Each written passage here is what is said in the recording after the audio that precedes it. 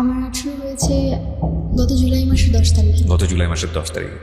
So 18 বছর মানে ধরে নেওয়া হচ্ছে যে শি ইজ অ্যাডাল্ট এবং তার বিচার বুদ্ধি করার ক্ষমতা আছে এবং সেই জায়গাটা থেকে সে সমাজের অনেক রিয়েলিটিকেই ফেস করতে পারে। তোমার নাম কি? আমার নাম সুভা আক্তার। সুভা আক্তার, এবং এটা তোমার অরিজিনাল নাম না, আমরা শুরু দিয়ে বলে নিয়েছি। এটা এই কারণেই বলছি যে সুভা এবং ওর ভয়েস এই দুটো যদি অন্য কারোর সঙ্গে মিলে যায় সেটা অবশ্যই আমি বারবার বলবো যে this is not real thing, কারণ আজকের স্টোরিটা অনেক সেন্সিটিভ এবং এই দুটোই এখানে পরিবর্তন করা হয়েছে। সো ওর রিয়েল পরিচয় সব কিছুই আমরা গোপন রাখছি। অ্যান্ড মোস্ট ইন্টারেস্টিংলি ওর কিছু স্ন্যাপ মানে ছবি আমরা আমাদের ইউটিউবে দেবো, এছাড়া তেমন করে কোথাও আসবে না। আমাদের ইউটিউবের ঠিকানা হচ্ছে www.youtube.com/dfm904। আমি আবারও বলছি www.youtube.com/dfm904। ঢাকা FM 90.4 নামে চ্যানেলটি আছে, ওখানে গিয়ে আপনি অবশ্যই সাবস্ক্রাইব করে নোটিফিকেশন অন করে রাখুন। আমরা অনুষ্ঠান চলাকালীন সময় যে কোনো সময় পুরো অনুষ্ঠানটি ওখানে আপলোড করব। ওকে, এবং সেখানে আমাদের সুভার কিছু ছবি ওখানে থাকবে। জন্ম জেলা কোথায় তোমার? আমার ঢাকাতেই। ঢাকাতেই তুমি জন্ম হয়েছো, এখানেই বড় হয়েছে? হ্যাঁ। ওকে, ঠিক আছে, শুরু করো। তুমি কেন ফিল করলা, তার আগে বলো তো, আমি তোমার স্টোরিটা কিছুটা জানি। কেন ফিল করলা যে এই ধরনের গল্প তুমি সিক্রেটসে এসে বলবা? আমি এই কারণে বলতে চাচ্ছি যে আমাদের সমাজে এমন অনেক মেয়ে আছে যাদের পরিবারে এরকম অনেক ঘটনা ঘটছে, কিন্তু সবাই কিন্তু বলতে পারছে না। রাইট। আবার অনেক সময় থাকছে, হ্যাঁ, আবার অনেক সময় হচ্ছে যে অনেকে জিনিসগুলো ফেস করে মেনে নিচ্ছে, আবার অনেকে খারাপ পথ বেছে নিচ্ছে। Right. সো তার চেয়ে যদি কেউ আমার কথাটা শুনে নিজের বুদ্ধি খাটিয়ে যদি কোনো ভালো কিছু করে, অন্তত তার জীবনে কিছু পরিবর্তন আসতে পারে। সো তুমি এই পার্সপেক্টিভ থেকে এটা বলছো। এখানে একটা বিষয় অবশ্যই খেয়াল রাখবেন প্রিয় শ্রোতা, ও যে বিষয়টা নিয়ে আজকে এখানে এক্সপ্লোর করতে যাচ্ছে এটা অত্যন্ত সাহসী একটা পদক্ষেপ আমি বলবো, কিন্তু এটা থেকে আসলে বের হওয়ার জন্য কোনো রিমেডি আছে কিনা সেটা আমরা পুরো স্টোরিটা শোনার পরে সবাই মিলে ডিসকাস করতে পারি। চলো শুরু করো একেবারে ছোটবেলা থেকে, যেখান থেকে তুমি বলতেছি। আমরা ব্যাকগ্রাউন্ডে থাকবো প্রথমে। আমার আজকে 18 বছর বয়স। আমি ছোটবেলা থেকে বড় হয়েছি ঢাকাতেই। আমার জন্ম হওয়ার 3 মাস পর আমার বাবা বাইরে চলে যায়। জি। দেন 3 তুমি কি বছর। বড় সন্তান? হ্যাঁ, আমি আমার ফ্যামিলির বড়। কয় ভাই বোন তোমরা? আমরা 3 ভাই বোন, আমি সবার বড়, আমার ছোট 2 ভাই আছে। ছোট 2 ভাই আছে, ওকে। তো বাবা চলে যায়, তো তখন আমি অবশ্যই ছোট ছিলাম। আমার মুখে যতটুকু শোনা যে আমি বাবা আর মায়ের দিক থেকে খুব সেন্সিটিভ ছিলাম। আমার বাবার একটা ছবি ছিল বাসায়, আমি আমার বাবার ছবি ছাড়া কাউকে বাবা বলতাম না। ওকে। এমনকি আমার চাচা ছিল, কাকা ছিল, তারাও অনেক সময় চেষ্টা করতো তাদেরকে বাবা বলানোর জন্য, কিন্তু আমি কখনোই বলতাম না। আমার বাবার ছবি দেখেই বলতাম যে উনি আমার বাবা। ওকে। অ্যান্ড 3 বছর পর যখন আমার বাবা বাইরে থেকে আসে, সৌদি আরবে ছিল যখন আসে, তখন আমার বাবার গাল ভর্তি দাড়ি ছিল। অ্যান্ড 3 বছর আগে সে যেমন ছিল বা আমার ছবিতে যেরকম ছিল সেরকমটা ছিল না। দেন আমার মা আমার বাবাকে পরিচয় করে দেয় যে আমার বাবা উনি। তো স্বাভাবিক আমরা মায়ের মুখে শুনেই জানি যে ইনি আমার বাবা, বা আমাদের সাথে যাদের পরিচয় করে দেবে তারাই তাদেরই আমার পরিচয় হবে চিনি। তো আমি আমার বাবার ছবি দেখে তার সাথে যখন ফেস মিলাই, দেন আমার কাছে ভালো লাগেনি। অ্যান্ড ফেস মিল ছিল না, অ্যান্ড ছোটো ছিলাম, বুঝিনি। রাইট। অ্যান্ড আমি তাকে বাবা বলে মেনে নিইনি। শুধু তাই নয়, আমি কখনো তাকে বাবা বলে ডাকতামও না। দেন ধীরে ধীরে যখন আস্তে আস্তে বড় হতে লাগলাম, তখন তার ফেসের সাথে বুঝতে লাগলাম যে না, উনি আমার বাবা। দেন মেনে নিয়েছি। অ্যান্ড আমাদের ফ্যামিলিটা খুব ভালোই ছিল। আমি আমার ফ্যামিলির ব্যাপারে কখনোই কোনো কিছু জানতাম না। অ্যান্ড আমি এই ব্যাপারে কখনো কোনো কিছু জানার চেষ্টাও করতাম না। আমার এই ব্যাপারে কোনো আগ্রহ ছিল না, কজ ফ্যামিলিতে সবাই একজন আরেকজনের দায়িত্বে থাকে, কিন্তু তবুও কিন্তু একটা ব্যক্তিগত ব্যাপারকে বলতে কিছু থাকে। জি। দেন আমাকে ছোটোবেলা থেকে আমি প্লে, নার্সারি, কেজি এগুলো আমি আমাদের এলাকার একটি স্কুলে পড়েছি। দেন পরবর্তীতে আমাকে আমার এলাকার ডালটন নার্সারি স্কুলে ভর্তি করানো হয়েছে। আমি ওখানে পড়াশোনা কন্টিনিউ চালিয়েছি। যখন আমার যখন আমি 7 উঠি, স্বাভাবিক বয়সের খাতিরে মানুষ কিন্তু ভুল করে। তো আমার আব্বু আম্মু আমার সাথে খুব খারাপ আচরণ করে। খারাপ আচরণ করে বলতে কি? খারাপ আচরণ বলতে আমার গায়ে হাত তুলে। কি ছিল ঘটনা? কেন গায়ে হাত তুলে? রিজনটা ছিল যে আমি কেন রিলেশন করছি। কি রিলেশনটা তুমি পড়লে কিভাবে, কি হয়েছে? পড়েছি, আমাকে প্রপোজ করে। ক্লাস 7 থাকতে কি প্রপোজ করে? থাকতে আমার পাশের বাড়িতে ছিল একজন, ভাড়া থাকতো। জি। তো সে আমাকে যখন প্রপোজ করে, তো আবেগের বশে তাকে আমি যখন অ্যাকসেপ্ট করি, তো আমাদের রিলেশনে যখন 14 দিন, তখন ফ্যামিলি জানতে পারে। একটু থামাচ্ছি আমি। সেটা হচ্ছে যে পাশের বাড়িতে যে ছিল ও কোন ক্লাসে পড়তো? পড়াশোনা করতো না। ও কি তোমার চেয়ে বয়সে অনেক বড় ছিল? হ্যাঁ, বড় ছিল বয়সে, পড়াশোনা আরো 2-3 বছর আগে ছেড়ে দিয়েছে। আচ্ছা, অ্যান্ড জব করতো। তোমার চেয়ে বয়সে অনেক বেশি অনেক বড়? বেশি বড় ছিল। আচ্ছা, সে অনেক তোমাকে বেশি- প্রপোজ করে? হ্যাঁ। আচ্ছা, তো যখন আমি অ্যাকসেপ্ট করে আব্বু আম্মু আমাকে তেমন কিছু বলেনি, জাস্ট তোমার আব্বু আম্মু জানলো কিভাবে আব্বু বিষয়টা? আম্মু জানতে পেরেছে আমি আব্বুর ফোন দিয়ে কথা বলছিলাম। আচ্ছা, দেন আব্বুর ফোনে নাম্বারটা ছিল, অ্যান্ড রাতের বেলা সে যাচ্ছিল যে আমার সাথে দেখা করবে। আচ্ছা, অ্যান্ড আমার মনে খুব ভয় ছিল, তো আমি ফোনটা সাইলেন্ট করে আমার বালিশের নিচে রেখে ঘুমিয়ে পড়েছিলাম। ওকে। দেন হঠাৎ করে আব্বু ঘুম থেকে উঠে দেখে যে বাইরের লাইট জ্বলছে, অ্যান্ড আব্বুর ফোন কাছে নি। যখন সে আমার বালিশের নিচে ফোনটা দেখে, রিসিভ করে ফোন, তো আমি ওখান থেকে, আব্বু কোনো কথা বলে না, কিন্তু অপর সাইড থেকে কথা আসে যে তুমি আমার সাথে দেখা করবে, আর তা নাহলে তোমার সাথে আমার ব্রেকআপ। ওকে, এই ধরনের কথা আছে? হ্যাঁ। ওকে। তো পরে এই কথাটা শোনার পর আব্বু খুব রেগে যায়, অ্যান্ড আমাকে ওই দিন খুব মারে, অ্যান্ড আমার পড়াশোনাও অফ করে দিতে চেয়েছিল, কিন্তু আম্মু কোনোভাবে হয়তো বা আমার পড়াশোনা বাবা এর আগে কি তোমার কখনো গায়ে হাত তুলেছে?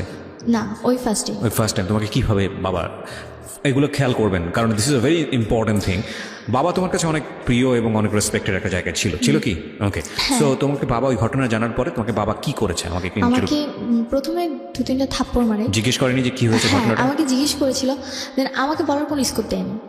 আমি কিছু বলার আগে উনি আমাকে মারতে শুরু করে, অ্যান্ড তোমার ওই সময় ফিলটা কি ছিল যে যখন এরকম একটা ঘটনা, তোমার ক্লাস 7-এ বয়স খুব বেশি হলে 12 থেকে 13, তোমার বাবা এটা জেনে গেছে এবং তুমি তো নিজে থেকেই ভয় পাওয়ার কথা? হ্যাঁ, আমি খুব ভয় পেয়ে গিয়েছিলাম, অ্যান্ড আমি বলছিলাম যে আব্বু আমার কথাটা শোনো, আমি সরি যে আমি ভুল করছি, অন্তত আমার কথাটা শোনো। তারপরে তার একটাই কথা ছিল, কেন তুমি ফোন ধরবা আর কেন বা তুমি কথা বলবা। ওকে। অ্যান্ড যে ঘরে যে মাটি খোঁড়ার জন্য শাপলগুলো থাকে, আমরা যেগুলোকে বলে থাকি, জি। তো আব্বু আমাকে ওটাতে অনেকক্ষণ মারে, অ্যান্ড আমার হাত পা কেটে যায়। তো শাবল দিয়ে মারে তোমাকে? হ্যাঁ। আচ্ছা। আর ওটা মানে রড জাতীয় ছিল, যার কারণে হাত পা কেটে গিয়েছিল। দেন পরবর্তীতে আম্মু জিনিসটা হয়তো বা তার কাছে খুব খারাপ লেগেছিল, তো এই কারণে আম্মু পরে আব্বুকে আটকায়, পরে আমাকে আর কিছু বলে না। দেন তারপর থেকে আব্বুর সাথে আমার কথা বলা সব কিছু কমে যায়, কজ আমার একটা জিনিসই মানে মনে হচ্ছিল যে আমার কথাটা কেন সে শুনলো না। আমার তোমার কথাটা ভিতরে কি একবার শুনতো। মানে ভয় কাজ করে নাকি রাগ কাজ করে? কোনটা? ভয় রাগ দুটোই। ভয় রাগ দুটোই। ওকে। তারপরে দেন পরবর্তীতে আমার লাইফে আর তেমন কোনো ঘটনা ঘটেনি। ক্লাস 8-এ আমি জিএসসি পরীক্ষা দেওয়ার পর ওই ছেলেটার সঙ্গে সম্পর্ক কি হলো? ওই ছেলের সাথে পরে ব্রেকআপ হয়েছে। ব্রেকআপ পরবর্তীতে কি তোমার থেকে হয়েছে নাকি তোমার আব্বু আমার থেকে হয়েছে। নাকি তোমার আব্বু গিয়ে কোনো স্টেপ নিয়েছে ছেলেটাকে? আব্বু কি স্টেপ নিয়েছিল বলতে, আমাকে তারপর প্রতিদিনই আব্বু স্কুলে দিয়ে আসতো, নিয়ে আসতো। আচ্ছা। অ্যান্ড পরবর্তীতে ছেলেটা আমাকে জাস্ট একটাই কোশ্চেন করেছিল যে রিলেশনে কি তুমি কন্টিনিউ করবা নাকি করবা না। পরে তোমার আমার ফ্যামিলিতে যে এত বড় ঘটনা ঘটে গেছে কিছু জানতো না? সে কিছু জানতো না। আচ্ছা। তো পরে আমি বলেছি যে না, আমার পক্ষে সম্পূর্ণ কন্টিনিউ রাখা, কজ আমি অলরেডি আমার আব্বু আমাকে অনেক কষ্ট দিয়েছি। আমার কথাটা ছিল এরকম। পরে সে বলে যে ওকে ঠিক আছে। তো তারপর তার সাথে আমার কোনো কন্ট্যাক্ট হয়নি। অবশ্য তার নাম্বারটা আমার মুখস্থ ছিল না, আমি কার্ড থেকে তার নাম্বার অলওয়েজ তুলতাম, আর কার্ডটা পরবর্তীতে আব্বু আমার ব্যাগ থেকে ফেলে দেয়, যার কারণে আমার পরবর্তীতে আর কোনো কথা হয়নি। তো ক্লাস 8-এ জিএসসি এক্সাম সময় বাবা ছিল। দেন জিএসসি এক্সাম শেষ ডিসেম্বর 1 তারিখে বাবা কাতার চলে যায়। আচ্ছা। অ্যান্ড তারপরে আব্বু যাবার 1 মাস পর আম্মু আমার হাতে একটা ফোন ধরিয়ে দেয়। আচ্ছা। সেটা হচ্ছে নোকিয়া ফোন, টাচ ফোন ছিল, মানে নতুন মডেল যেটা বের হয়েছিল। ওকে। তো পরে নতুন ফোন ছিল, অনেক খুশি ছিলাম আমি। তো আমি বুঝতাম না তখন যে কী হচ্ছিল। তো রাতে আমি FM শুনতাম বা ফোনে ফেসবুক ইউজ করতাম। তখন আম্মু দেখতাম রাতের পর রাত জেগে কথা বলে। তো তোমাকে ফোন দিল, এটা কি তুমি চেয়েছিলে নাকি এমনিতেই তোমাকে দিল? নিজে থেকেই তারা দিয়েছিল। নিজে থেকেই দিল? হ্যাঁ। যে তুমি এটা ইউজ করো? হ্যাঁ, এটা আমাকে ইউজ করো, কাজ আম্মু অনেক সময় বাইরে যেত, বাসায় কন্ট্যাক্ট করতে হতো, এই কারণে সে আমাকে ফোনটা দিয়েছিল। ওকে। তুমি কি এটা স্কুলে নিয়ে যেতে পারতে? না, স্কুলে আমাদের অ্যালাউ ছিল না। ওকে। তো পরবর্তীতে আম্মু রাতে যারা জেগে কথা বলতো, তো আমি ভাবতাম হয়তো বা যদি আব্বুর সাথে কথা বলে, কজ আব্বু তখন নতুন বাইরে গিয়েছে। তো পরবর্তীতে জানতে পারলাম যে আব্বুর ফোন ছিল না, বাইরে যখন যায় তখন তার কাছে ফোন ছিল না, অ্যান্ড সে আরেকজনের ফোন নিয়ে আম্মুর সাথে 2-1 মিনিট করে কথা বলতো। তো পরবর্তীতে আমি আম্মুকে কোশ্চেন করলাম যে তুমি কার সাথে কথা বলো। পরে আম্মু বললো যে আমার এক রিলেটিভের সাথে কথা বলি। আর কথাটা হচ্ছে যে আম্মুর বিয়ের আগে, আম্মুর বিয়ে হয়েছিল 18 বছর, আই মিন এসএসসি এক্সামের আগে। তো তার আগে তার একটা রিলেশন ছিল। ওকে। দেন রিলেশন ছিল, সে তাকে খুব লাভ করতেন, তাদের মধ্যে খুব ঘনিষ্ঠ সম্পর্ক ছিল। অ্যান্ড যখন আম্মুর ফ্যামিলিটা জানতে পারে, আমাকে একটা বিয়ে দিয়ে দেয়। সেটাই তোমার বাবা ছিল? না, সে ছিল একটা স্কুল মাস্টার ছিল। ওকে। তার সাথে যখন আমার মায়ের বিয়ে দেয় তারপর 6 মাস সংসার হয়, দেন আম্মু নাকি তার সাথে সংসার করতে চায় না, আচ্ছা, যার কারণে সেখান থেকে আম্মু চলে আসে। and পরবর্তীতে তাদের ডিভোর্স করিয়ে দেওয়া হয়। অ্যান্ড তার 3 মাস পর আমার আব্বুর সাথে বিয়ে হয়। এটা কি তোমার আব্বু আম্মু কি এটা কি অ্যারেঞ্জ ম্যারেজ ছিল নাকি ফ্যামিলি অ্যারেঞ্জ ম্যারেজ ছিল, দুপক্ষ থেকে অ্যারেঞ্জ ছিল? হ্যাঁ। ওকে, তো আমি এই ব্যাপারগুলো জানতাম না। কোথা থেকে জেনেছো তুমি এটা? আমার একটা ফ্রেন্ড ছিল, আমার আম্মুর আবার বান্ধবী ছিল, তো তার মেয়ে আবার আমার ফ্রেন্ড। এখানে একটু মাফ করবেন প্রিয় শ্রোতা, আজকে আমি প্রচুর ইন্টারাপ্ট করবো। সাধারণত আমি গল্পে কখনো ইন্টারাপ্ট করি না, মানে সচেতনভাবেই পুরো গল্পটা শুনে যাই এবং লাস্টে গিয়ে কথা বলি। কিন্তু আজকে ইন্টারাপ্ট করার বিশেষ কারণ আছে, কারণ আমি চাই গল্পের ভেতরটা, ব্যাকগ্রাউন্ডটা খুব চমৎকারভাবে উঠে আসুক। নইলে সামনে আমরা যে সিচুয়েশনটা ফেস করতে যাচ্ছি সেটার অনেক প্রশ্নের উত্তরই মিলবে না। বিকজ আমরা যে ব্যাকগ্রাউন্ডটা আপনারা আছেন, এই ব্যাকগ্রাউন্ডটা খুব ভালো করে শুনবেন, প্রত্যেকটা বিষয় খুব ভালো করে শুনবেন। অলরেডি আমরা দুটো ঘটনার মুখোমুখি হয়েছি। নাম্বার 1, সেটা হচ্ছে ক্লাস 7-এ থাকতে ওকে যেভাবে একটা ঘটনার প্রেক্ষাপট ওকে যেভাবে টর্চার করা হলো সেটাও খুব ভালোভাবে নিতে পারেনি, যদিও বিষয়টা পরবর্তীতে মিনিমাইজ হয়ে গেছে, কিন্তু সাবসিকুয়েন্ট মাইন্ডে বিষয়টা থাকার কথা। 2 নাম্বার হলো ও ফোন না চাইতে ওকে ফোন দেওয়া হয়েছে, যেটা ওর ভাষ্য। আর আরেকটি বিষয় খেয়াল রাখবেন, এখানে ও যেটা বলছে সেটাই যে স্পষ্টভাবে সব কিছু সত্য সেটা নয়, তবে সেটাকে বিশ্বাসযোগ্য জায়গায় নিয়ে যাওয়ার জন্যই আমাদের এত বেশি প্রশ্ন। হ্যাঁ, তো এই বিষয়টা তুমি কবে জেনেছো? জেনেছি আমার বাবা যাওয়ার 1 মাস কি 1.5 মাস পর। 1 মাস কি 1.5 মাস পর জানার পরে তুমি তোমার মাকে এটা জিজ্ঞেস করেছো? হ্যাঁ। আচ্ছা, তো আমি যখন আমার ফ্রেন্ডের আম্মুর মুখ থেকে কথাটা শুনি, আমি মানে অবাক হয়ে যাই যে how is that possible. And আমি ছোটোবেলা থেকেই বিয়ে করা বা একজনের সাথে ফিজিক্যাল করা বা আরেকজনের সাথে করা, এই জিনিসগুলো আমার খুব অপছন্দনীয় ছিল। আমি এগুলো কখনোই পছন্দ করতাম না। তো পরবর্তীতে আমার মানে খুব খারাপ লাগে যে আমি এমন একটা মায়ের মেয়ে। তবুও মানে এটা মনে হয়েছিল যে না, এখন হয়তো বা আমার মা খুব ভালো হয়ে গেছে বা সে হ্যাপি আছে আমার বাবাকে তুমি নিয়ে। কি করলে জানার পরে? জানার পর আমি বাসায় আসছি, সেদিন আমি আম্মুকে কিছুই বলি না। পরের দিনটা ছিল ফ্রাইডে, তো আমার স্কুল অফ ছিল। আমি ঘুম থেকে উঠছি ওই দিন 10টার দিকে। অ্যান্ড উঠার পর আমার মানে মন মানসিকতা ভালো ছিল না। অ্যান্ড আম্মু আমাকে বকাবকি করতেছিল যে কেন তুমি এত লেট করে ঘুম থেকে উঠছো, আর এত লেট করে কেউ ঘুম থেকে উঠে পড়াশোনা করো না, শুধু বাইরে আড্ডা মারো, আবার ফোন নিয়ে সারাক্ষণ টিপাটিপি করতে থাকো, কেন তুমি এগুলো করছো? তো পরবর্তীতে আমি আম্মুকে কোশ্চেন করলাম যে একটা সময় তো তুমি এগুলো করছো। আমার কথাটা ফার্স্টে এরকম ছিল, ফার্স্ট ছিল যে একটা সময় তুমি এরকম করেছো। Note that point please. হ্যাঁ। অ্যান্ড পরবর্তীতে আম্মু বলল যে আমি এগুলো করেছি মানে। তো আম্মু তখন রুটি বানাচ্ছিল, হাতে বেলুন ছিল। পরে আমি বললাম যে কেন তুমি করনি, তোমার আগে একটা রিলেশন ছিল, অ্যান্ড পরবর্তীতে জানলাম যে তোমার আরও নাকি আরেকটা বিয়েও ছিল। তো আমি তোমার মেয়ে, আমি তোমার সাথে যেমন সব কিছু শেয়ার করি, তোমার উচিত আমার সাথে সব কিছু শেয়ার করা, কারণ আমরা বন্ধু। পরে আম্মু আমাকে মানে হয়তো তার মাথা বেশি গরম হয়ে গিয়েছিলো, কথা বলার ধরনটা হয়তো আমার ভালো ছিল না, তো এই কারণে উনি আমাকে বেলুন দিয়ে 2টা বাড়ি মারে। হ্যাঁ, অ্যান্ড তখন আমার মাথায় আরও বেশি গরম হয়েছে যে আমি অলরেডি জেনেছি অন্য কারোর কাছ থেকে, তোমাকে জিজ্ঞাসা করছি, তুমি আমাকে সুন্দরভাবে অ্যান্সার না দিয়ে তুমি আমার গায়ে হাত তুলছো কেন? তো আমি পরবর্তীতে আমার সাথে অনেক তর্ক করি, আমি আর কোনো কথা বলি না। তোমাকে একটু থামাচ্ছি, 2টো পয়েন্ট আমরা গিয়েছি এবং 2টো পয়েন্টই খুব সেন্সিটিভ পয়েন্ট। আমি কারণ গল্পটা যখন সামনের দিকে চলে যাবে তখন আপনারা এগুলো ভুলে যাবেন। আমি 2টো পয়েন্টে একটু 2 মিনিট কথা বলতে চাই।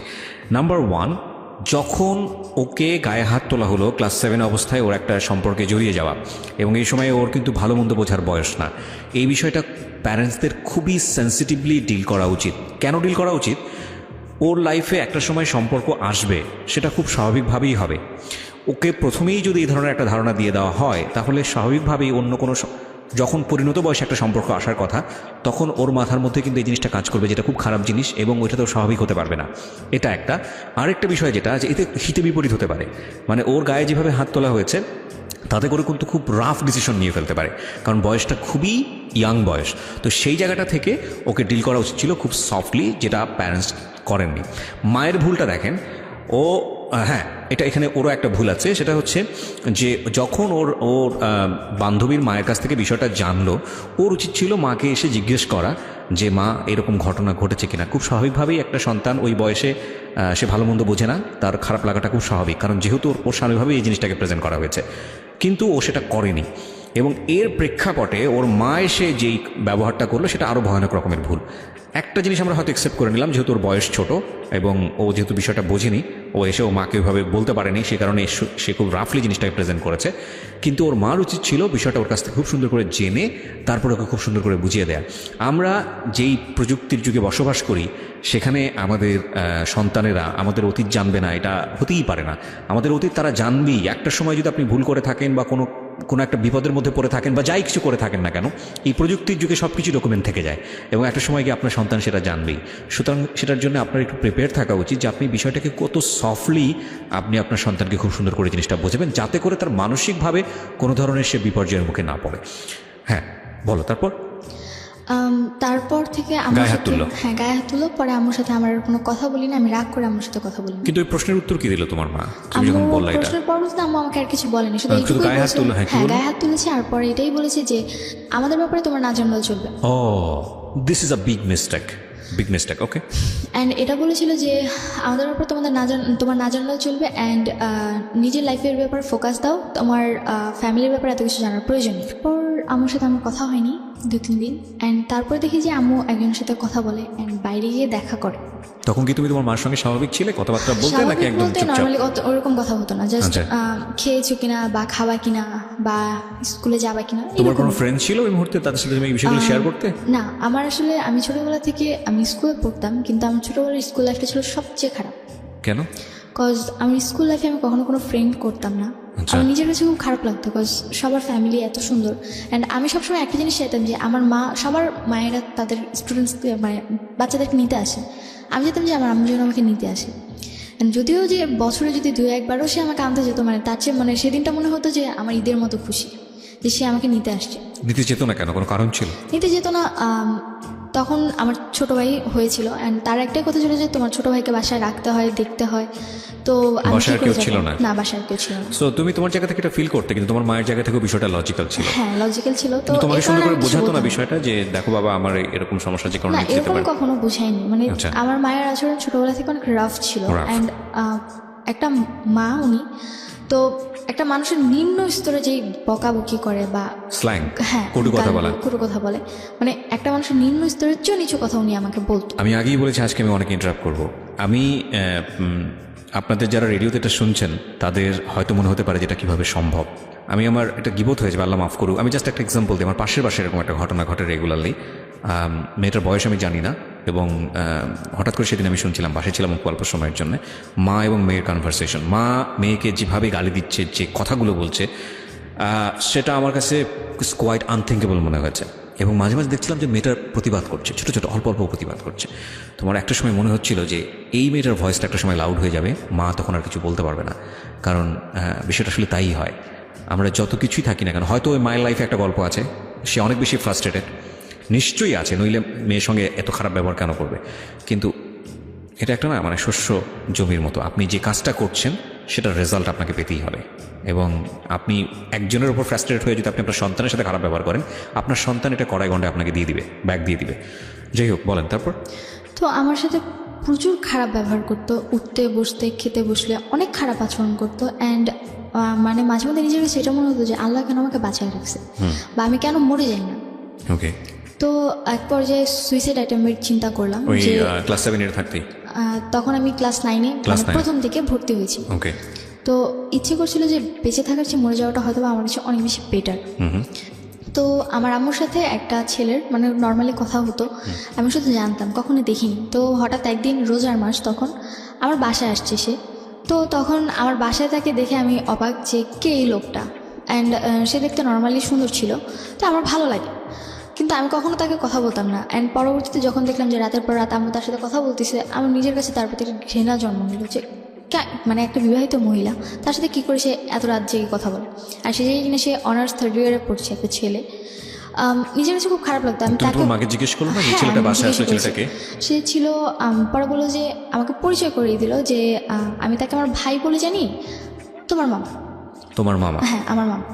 পরে আমি বললাম যে আচ্ছা ঠিক আছে। তো আমি কখনো তার সাথে কথা বলতাম না, আমি পছন্দই করতাম না তাকে, কোনোভাবেই পছন্দ করতাম না, আমার বিরক্ত লাগতো তাকে দেখলে। তো সে যদি বাসায় আসতো আমি বের হয়ে যেতাম, বা সে যদি ঘরে থাকতো আমি অন্য রুমে গিয়ে বসে থাকতাম, কখনো তার সাথে কথা বলতাম না। বাট তোমার তো উল্টো আচরণ হওয়া উচিত, যে একটা যাকে তুমি পছন্দ করছো না এবং তুমি গেস করছো যে তোমার মা ছেলেটার সঙ্গে কথাবার্তা বলছে, তো তুমি তাকে কেন স্পেস দিচ্ছ? তুমি তো তোমার মায়ের রুমেই বসে থাকা উচিত ছিল। বসে থাকার বলতে আমার ভালো লাগতো না তাদের কথা শুনতে, অ্যান্ড তারা যেরকম কথা বলতো আমার পছন্দ হতো না, বিরক্ত লাগতো। তোমার সামনে এটা করতো? হ্যাঁ, আমার সামনে করতো। কি ধরনের পরবর্তীতে চলে যেতাম, মানে তারা একসাথে বসে কথা বলতো, আবার ছেলেটা আমার হাত ধরতো, এগুলো আমার পছন্দ ছিল না। তোমার সামনে এটা করতো? হ্যাঁ, আমার সামনে এটা করতো। তোমাকে অ্যাভয়েড করতো? তুমি এগুলো পছন্দ করতে না? অ্যাভয়েড বলতে যখন একটু বেশি মানে গভীর হয়ে যেত তখন আমাকে বলতো যে একটু বাইরে যাও, দেখো তোমার ভাই কোথায় আছে। ছি ছি ছি ছি। তো পরবর্তীতে এর মধ্যে আমার ছোট ভাই জন্ম নেয়, একদম একটা ছোট। মিনিট একটু থামাচ্ছি, সরি। সেটা হচ্ছে যে যখন এই জিনিসটা হতো তুমি তো একটা গেস করতে যেটা এটা this is a bad thing. হ্যাঁ, bad তো thing। তো ওই সময়টাতে তুমি এগুলো কি করতে? তোমার ভেতরের মানে ইমপ্রেশনটা কি? তো খুব খারাপ লাগতো, ইচ্ছে করতে যে হয় ওকে মেরে ফেলে, মানে আমার মাকে মেরে ফেলে, আর তা নাহলে নিজে মরে যায়। মানে এতটা খারাপ লাগতো, মানে খুব গিল্টি ফিল হতো নিজের মধ্যে। তো এর মধ্যে মানে যখন এই জিনিসগুলো দেখতাম তার মধ্যে হঠাৎ করে একদিন রাতে দেখি যে আমার বাসায় কেউ একজন আসছে। আমি Okay. আমার রুমে শুয়েছিলাম, আমার বাসায় কেউ একজন আসছে। তো তুমি তোমার মাকে বলতে যে মা এগুলো আমার ভালো এগুলো লাগছে? ঠিক না। হ্যাঁ, আমার বলতাম মাঝে মধ্যে যে আমি এগুলো কেন করবো, তো আমি বলতো যে কি করি, কিছুই তো করি না, জাস্ট নর্মালি কথা বলি, মানে তার কথাটা উড়াই দিত। না, তুমি তোমার মাকে বলতে পারছো মা কেন আসবে উনি বাসাতে? হ্যাঁ, আমি বলতাম। পরে বলতো যে আসে ভাই, আমার কথা বলতে আসে, মাঝে মধ্যে দেখো না খাবার টাবার নিয়ে আসে, ওনার পছন্দ, এই কারণে আসে, এছাড়া আর কিছু বলতো বাট না। তোমার যে ভালো লাগে না এটা বিষয়টা এটা আমি বলেছি তাকে। তার কথা একটা, তোমার ভালো লাগলে কি সে তোমার কাছে আসে না, তুমি কেন এটা মানে কেয়ার করতেছো, তার কথাটা ছিল এরকম। আমি কেন কেয়ার করতেছি, সে তো আমার কাছে আসতেছে না, আসতেছে তার কাছে, তার ভালো লাগছে তোমাদের সে আসছে। বাসাটার আশেপাশে কোনো লোকজন ছিল না? আসলে আমাদের বাসার আশেপাশে যে লোকজন ছিল মানে তারা তাদের মতো বিজি। পাশে একজন হিন্দুদের ফ্যামিলি আছে, ফ্ল্যাট এটা? হ্যাঁ। Okay. তো সে তার মতো থাকতো, আর আমাদের ডান পাশে যারা থাকতো তারাও তাদের মতো বিজি থাকতো, মানে তাদের আচরণটা অনেক খারাপ ছিল, যার কারণে তাদের সাথে কেউ মিশতে পারতো না। মানে এই বিষয়টা কিরকম ছিল যে তোমাদের সঙ্গে তাদের কোনো সম্পর্ক না ছিল না, না? সম্পর্ক ছিল না। ওকে। আর আমাদের আশেপাশে যারাই আসছিল নতুন নতুন আসছিল, তো নতুন নতুন তাদের কারোর তোমার সাথে সঙ্গে তোমার বাবার সম্পর্ক কেমন ছিল? প্রথমে খুব ভালো ছিল, অ্যান্ড 7 এর তো আমি কাহিনীটা যে সময়ের গল্পে আছে ওই সময় কেমন ছিল? ওই সময় অতটা ভালো ছিল না, মানে সে আমার সাথে কথা বলতো না বেশি। বাবাও তোমার সাথে কথা বলতো না, না? কথা বলতো না, জাস্ট কেমন আছো ভালো আছো শেষ। ওই বাবা তোমার একটু। সঙ্গে কথা বলতো না কেন? কথা বলতো না, সে বলতো আমি খারাপ হয়ে গেছি, ঘোরাফেরা করি, ফোন ইউজ করি, ফেসবুক চালাই, আর তাদের আমার ফ্যামিলির কাছে ফেসবুক ইউটিউব জিনিসটা ছিল সবচেয়ে খারাপ। ফোন তো তারাই দিয়েছে। হ্যাঁ, তারাই দিয়েছে। অ্যান্ড তারা বলতো যে কেন ফোন দিয়েছি, গান শুনো, নর্মালি ফ্রেন্ডসদের সাথে যদি কথা বলো আর 2-1 মিনিট কথা বলো, আর আমাদের খবর না হলে নিব, তুমি কেন ফেসবুক ইউজ করো? আচ্ছা। তাদের কাছে ফেসবুক জিনিসটা খুবই খারাপ, মানে তোমার নোংরা আব্বু type-এর কোনো আইডি জিনিস। ছিল ফেসবুকে? না, কোনো আইডি ছিল না? আইডি ছিল না। ওকে। তারা তোমার কাছ থেকে পাসওয়ার্ড বা তারা ফেসবুক কিভাবে ইউজ না, করতে হয় কিছুই এগুলো জানতো? নিত না। মানে তারা ইউজ করতে পারতো না পারতো না। ফেসবুকটা জিনিসটা। Okay. তো এই কারণে তারা আরো বেশি খারাপভাবে হোস্ট করতো জিনিসটা। তো পরবর্তীতে যখন এখানে একটা বিষয় একটু বলি প্রিয় শ্রোতা, যেগুলো ইজ ভেরি ইম্পর্টেন্ট বিষয়। সেটা হচ্ছে যদি আপনার সন্তান কখনো এরকম ফেসবুক ইউজ করে, আপনি এটাকে স্টপ করতে পারবেন না। যদি স্টপ করেন তাহলে যেটা হবে যে সে গোপন করে অন্য কিছুই ব্যবহার করে আপনাকে ধরা দেবে না। সো লেট হিম ফ্রি, তাকে ফেসবুক ইউটিউব সে যেটা করতে দিন। আপনার এক্সেস রাখবেন একটা সার্টেন পিরিয়ড পর্যন্ত, লাইক ও বয়প্রাপ্ত হওয়া পর্যন্ত খুব সুন্দর করে বোঝাবেন বাবা তুমি যেটাই করো না কোনো প্রবলেম নাই, তোমার পাসওয়ার্ডটা আমার কাছে রাখো, তোমার আইডি টাইডি সব কিছু আমার কাছে রাখো, ওকে তুমি তোমার মতো করে করো। আমি যদি কখনো ফিল করি যে তোমার এই আইডিতে বা তোমার আমার এটাতে মনিটর করার প্রয়োজন আছে, তাহলে আমি এটা ঢুকে দেখবো যে তুমি কার সাথে কীভাবে কন্টিনিউ করছো। এটা তোমার সেফটির জন্যই প্রয়োজন, বিকজ আমি যেহেতু তোমার চেয়ে অনেক বেশি এক্সপিরিয়েন্স এরিনাতে, আমি চাই না তুমি কোনো ভুল করো। So that is the best way. এরপরে যদি আপনার কোনো বেস্ট ওয়ে জানা থাকে, ইউ ক্যান এক্সারসাইজ দিস। বলেন। তো তারপরে একদিন রাতে দেখলাম যে আমার বাসায় একজন আসছে। তো জিনিসটা আমার কাছে কোনোভাবেই ভালো লাগেনি। তো আমি পরে আমার রুমে যে নক করি, অ্যান্ড নক করার পর মানে আমি যেটা দেখি সেটার জন্য আমি একদম তৈরি ছিলাম না। আর রাত কটার দিকে এটা ঘটনা? তখন রাত মেবি 1:30 কি 2টা বাজে। তখন তুমি ক্লাস 9-এ পড়ো? হ্যাঁ, তখন ক্লাস 9। 1:30-2টার সময় তুমি কি করছিলে? 1:30-2টার দিকে বলতে আমি তখন রাত জেগে এফএম শুনতাম। দিনটা ছিল বৃহস্পতিবার। হ্যাঁ। ভূত এফএম আগে ডর হতো, মেবি কোন একটা চ্যানেলে, আমার ঠিক মনে নেই, 89.2-তে। তো আমি সেটা শুনতেছিলাম, আর ওটা তো রাতে 2টা পর্যন্ত হতো। তো সেটা শুনতে শুনতে আমার কানে হেডফোন ছিল, আমি প্রথমে কোনো কিছু শুনিনি যে কেউ আসছে কিনা বা কোনো আওয়াজও পাইনি। পরবর্তীতে যখন আমি ওয়াশরুমে গেলাম তখন দেখলাম যে আমার রুমের লাইট অন করা। ওকে। তো পরে আমি আমার রুমে যখন নক করি, পরে আমার গেট খুলে দেখি যে আমার এক রিলেটিভ। তো আমি তখনও জানতাম না যে তার সাথে আমার আগের রিলেশন ছিল। তো পরবর্তীতে যখন আমি দেখে অবাক, পরে আমি জিজ্ঞেস করলাম আপনি এখানে এত রাতে? ছেলেটাকে জিজ্ঞেস করো? হ্যাঁ, ছেলেটাকে চিন্তা জিজ্ঞেস তুমি করলাম। তাকে? হ্যাঁ, চিনতাম, কজ আমার রিলেটিভ হয়। রিলেটিভ বলতে কি ধরনের রিলেটিভ? রিলেটিভ বলতে আমার আম্মুর যার সাথে রিলেশন ছিল তাকে আবার আমার এক খালামণি পছন্দ করতো। তো সে আবার আম্মুর সাথে যখন তার একটু ঝগড়া হচ্ছিল, তো সেই ঝগড়ার সময় আমার ওই খালামণি কোনো একভাবে আমার ওই বয়ফ্রেন্ডকে বিয়ে করে ফেলে। ওকে। বাট ওই সময়ে তুমি যাকে দেখলে তাকে তুমি আগে থেকে চিনতে কিনা? হ্যাঁ, হ্যাঁ আগে থেকে চিন্তা, আগে থেকে কিভাবে চিনতে? বিকজ খালামণির সাথে কয়েকবার আমাদের বাড়িতে আসছে, Okay. তো সেভাবে আমি চিনি। খালামণি মানে কি আপন খালামণি ছিল নাকি আপন না, একটু দূরে। তোমার মায়ের বান্ধবী ছিল? না, আমার আম্মুর খালার মেয়ে। তোমার আম্মুর খালার মেয়ে, সেই মেয়ের হাজবেন্ড হচ্ছে এটা? হ্যাঁ। ওকে, তোমার আম্মুর খালা। তো খালা মানে কি আপন খালা? না, সেটাও দূরের? দূরে। তো তার সঙ্গে তোমার দেখা হয়েছে, কোথায় দেখা হয়েছে? সেটা দেখা হয়েছিল, আমি এলাকার ভিত্তিকে নর্মাল খালো হিসেবে চিনতাম তাকে, তো পরবর্তীতে যখন আমার বাসায় দেখি তখন তাকে না তুমি আমাকে বলো, কারণ আজকের এই স্টোরিটা খুব সেন্সিটিভ একটা স্টোরি। তুমি ভালো করে গ্রাফ না করতে পারলে অনেকেই বিলিভ করতে পারবে না, এবং সে জায়গা থেকে আমার অনেক প্রশ্ন আছে তোমাকে। তোমার দেখা হয়েছে কোথায় ফার্স্ট তার সাথে? আমার ফার্স্ট দেখা খালামণির সাথে, আমি তাদের বাসায় থেকে দিয়েছি। খালামণির সাথে তুমি তাদের বাসায় কেন গিয়েছিলে? ছোটবেলা ছিলাম, তার ছেলে ছিল আমার বয়সী, তো তাদের সাথে খেলতাম। তো একদিন গেছি, আমি খালামণির হাজব্যান্ডকে কখনোই দেখিনি, বিকজ সে বাইরে ট্যুর দিয়ে জব করতো। তো ওই দিন যখন আসে, তো তার সাথে ছোটোবেলা তার সাথে একবার আমার দেখা হয়েছিল। অ্যান্ড উনি একটা কারখানায় জব করতো যেখানে কিনা পেন্সিল তৈরি করতো, অ্যান্ড উনি আমাকে একবার পেন্সিল গিফট করেছিলেন, তারপরেই আমি তাকে চিনি। ওকে, সো এটা কি তোমার বাসার আশেপাশে ছিল? এটা আমার বাসা থেকে কিছু দূরে, কিছু দূরে ছিল, মানে তোমরা যেখানে থাকতে তার 6-7 মিনিটের রাস্তা। ওকে ফাইন, তারপর তো দেখার পর আমি অবাক, অ্যান্ড দেখলাম যে তার ড্রেস আপ চেঞ্জ, মানে একটা মানুষ ড্রেস আপ স্বাভাবিক, কারো বাসায় আসলে আমরা যেরকম ড্রেস আপ পরে আসতে দেখি, উনি সেরকম ছিল না। আমার বাবার ড্রেস আপ পরা ছিল। তোমার রুমে, তোমার মায়ের রুমে তোমার বাবার ড্রেস পরা? হ্যাঁ, আই মিন রাতে যা পরে ঘুমায় মানুষ, বা নাইট ড্রেস। ওকে। তো পরবর্তীতে আমি যখন আস করলাম, পরে মানে তোমার দুই ভাই কই ছিল? আমার 2 ভাই ঘুমোচ্ছিল তোমার মায়ের রুমেই? হ্যাঁ, আমার রুমে, আর আমি আলাদা রুমে। ওদের বয়স কত ছিল তখন? আমার বয়স, তোমার 2 ভাইয়ের বয়স? আমার 2 ভাইয়ের একজনের বয়স ছিল মেবি 4 বছরের মতো, আরেকজন একদমই ছোট, কি 6-7 মাস। তোমাদের রুম কটা ছিল বাসায়? বাসায় 3 রুম ছিল। বাসায় 3টা রুম ছিল, একটাতে তোমার মা থাকতো ভাইদেরকে নিয়ে, হ্যাঁ, একটাতে তুমি থাকতে, আরেকটা খালি ছিল, এক রুম গেস্টের জন্য বা খালি ছিল। ওকে, হ্যাঁ। তো পরবর্তীতে যখন আমি দেখলাম, আমার মাথা প্রচণ্ড পরিমাণে গরম হয়ে যায়, কেন তিনি তার সাথে এত রাতে মিট করবে। ওকে। অ্যান্ড আমি আম্মুর সাথে খুব খারাপ আচরণ করি, ঝগড়া করি ওই সময়, তখনই তার সামনেই ঝগড়া করতে থাকি। অ্যান্ড পরবর্তীতে সে যখন এই জিনিসগুলো দেখে, চেঁচামেচি হতে থাকে, আশেপাশে মানুষও চলে আসতে পারে, এই ভয়ে উনি ড্রেস আপ চেঞ্জ করে চলে গেছে। ওই সময় বের হয়ে গেছে। বাই দ্য ওয়ে, তুমি যে বাসায় থাকতো, বাসার গেটম্যান ছিল না?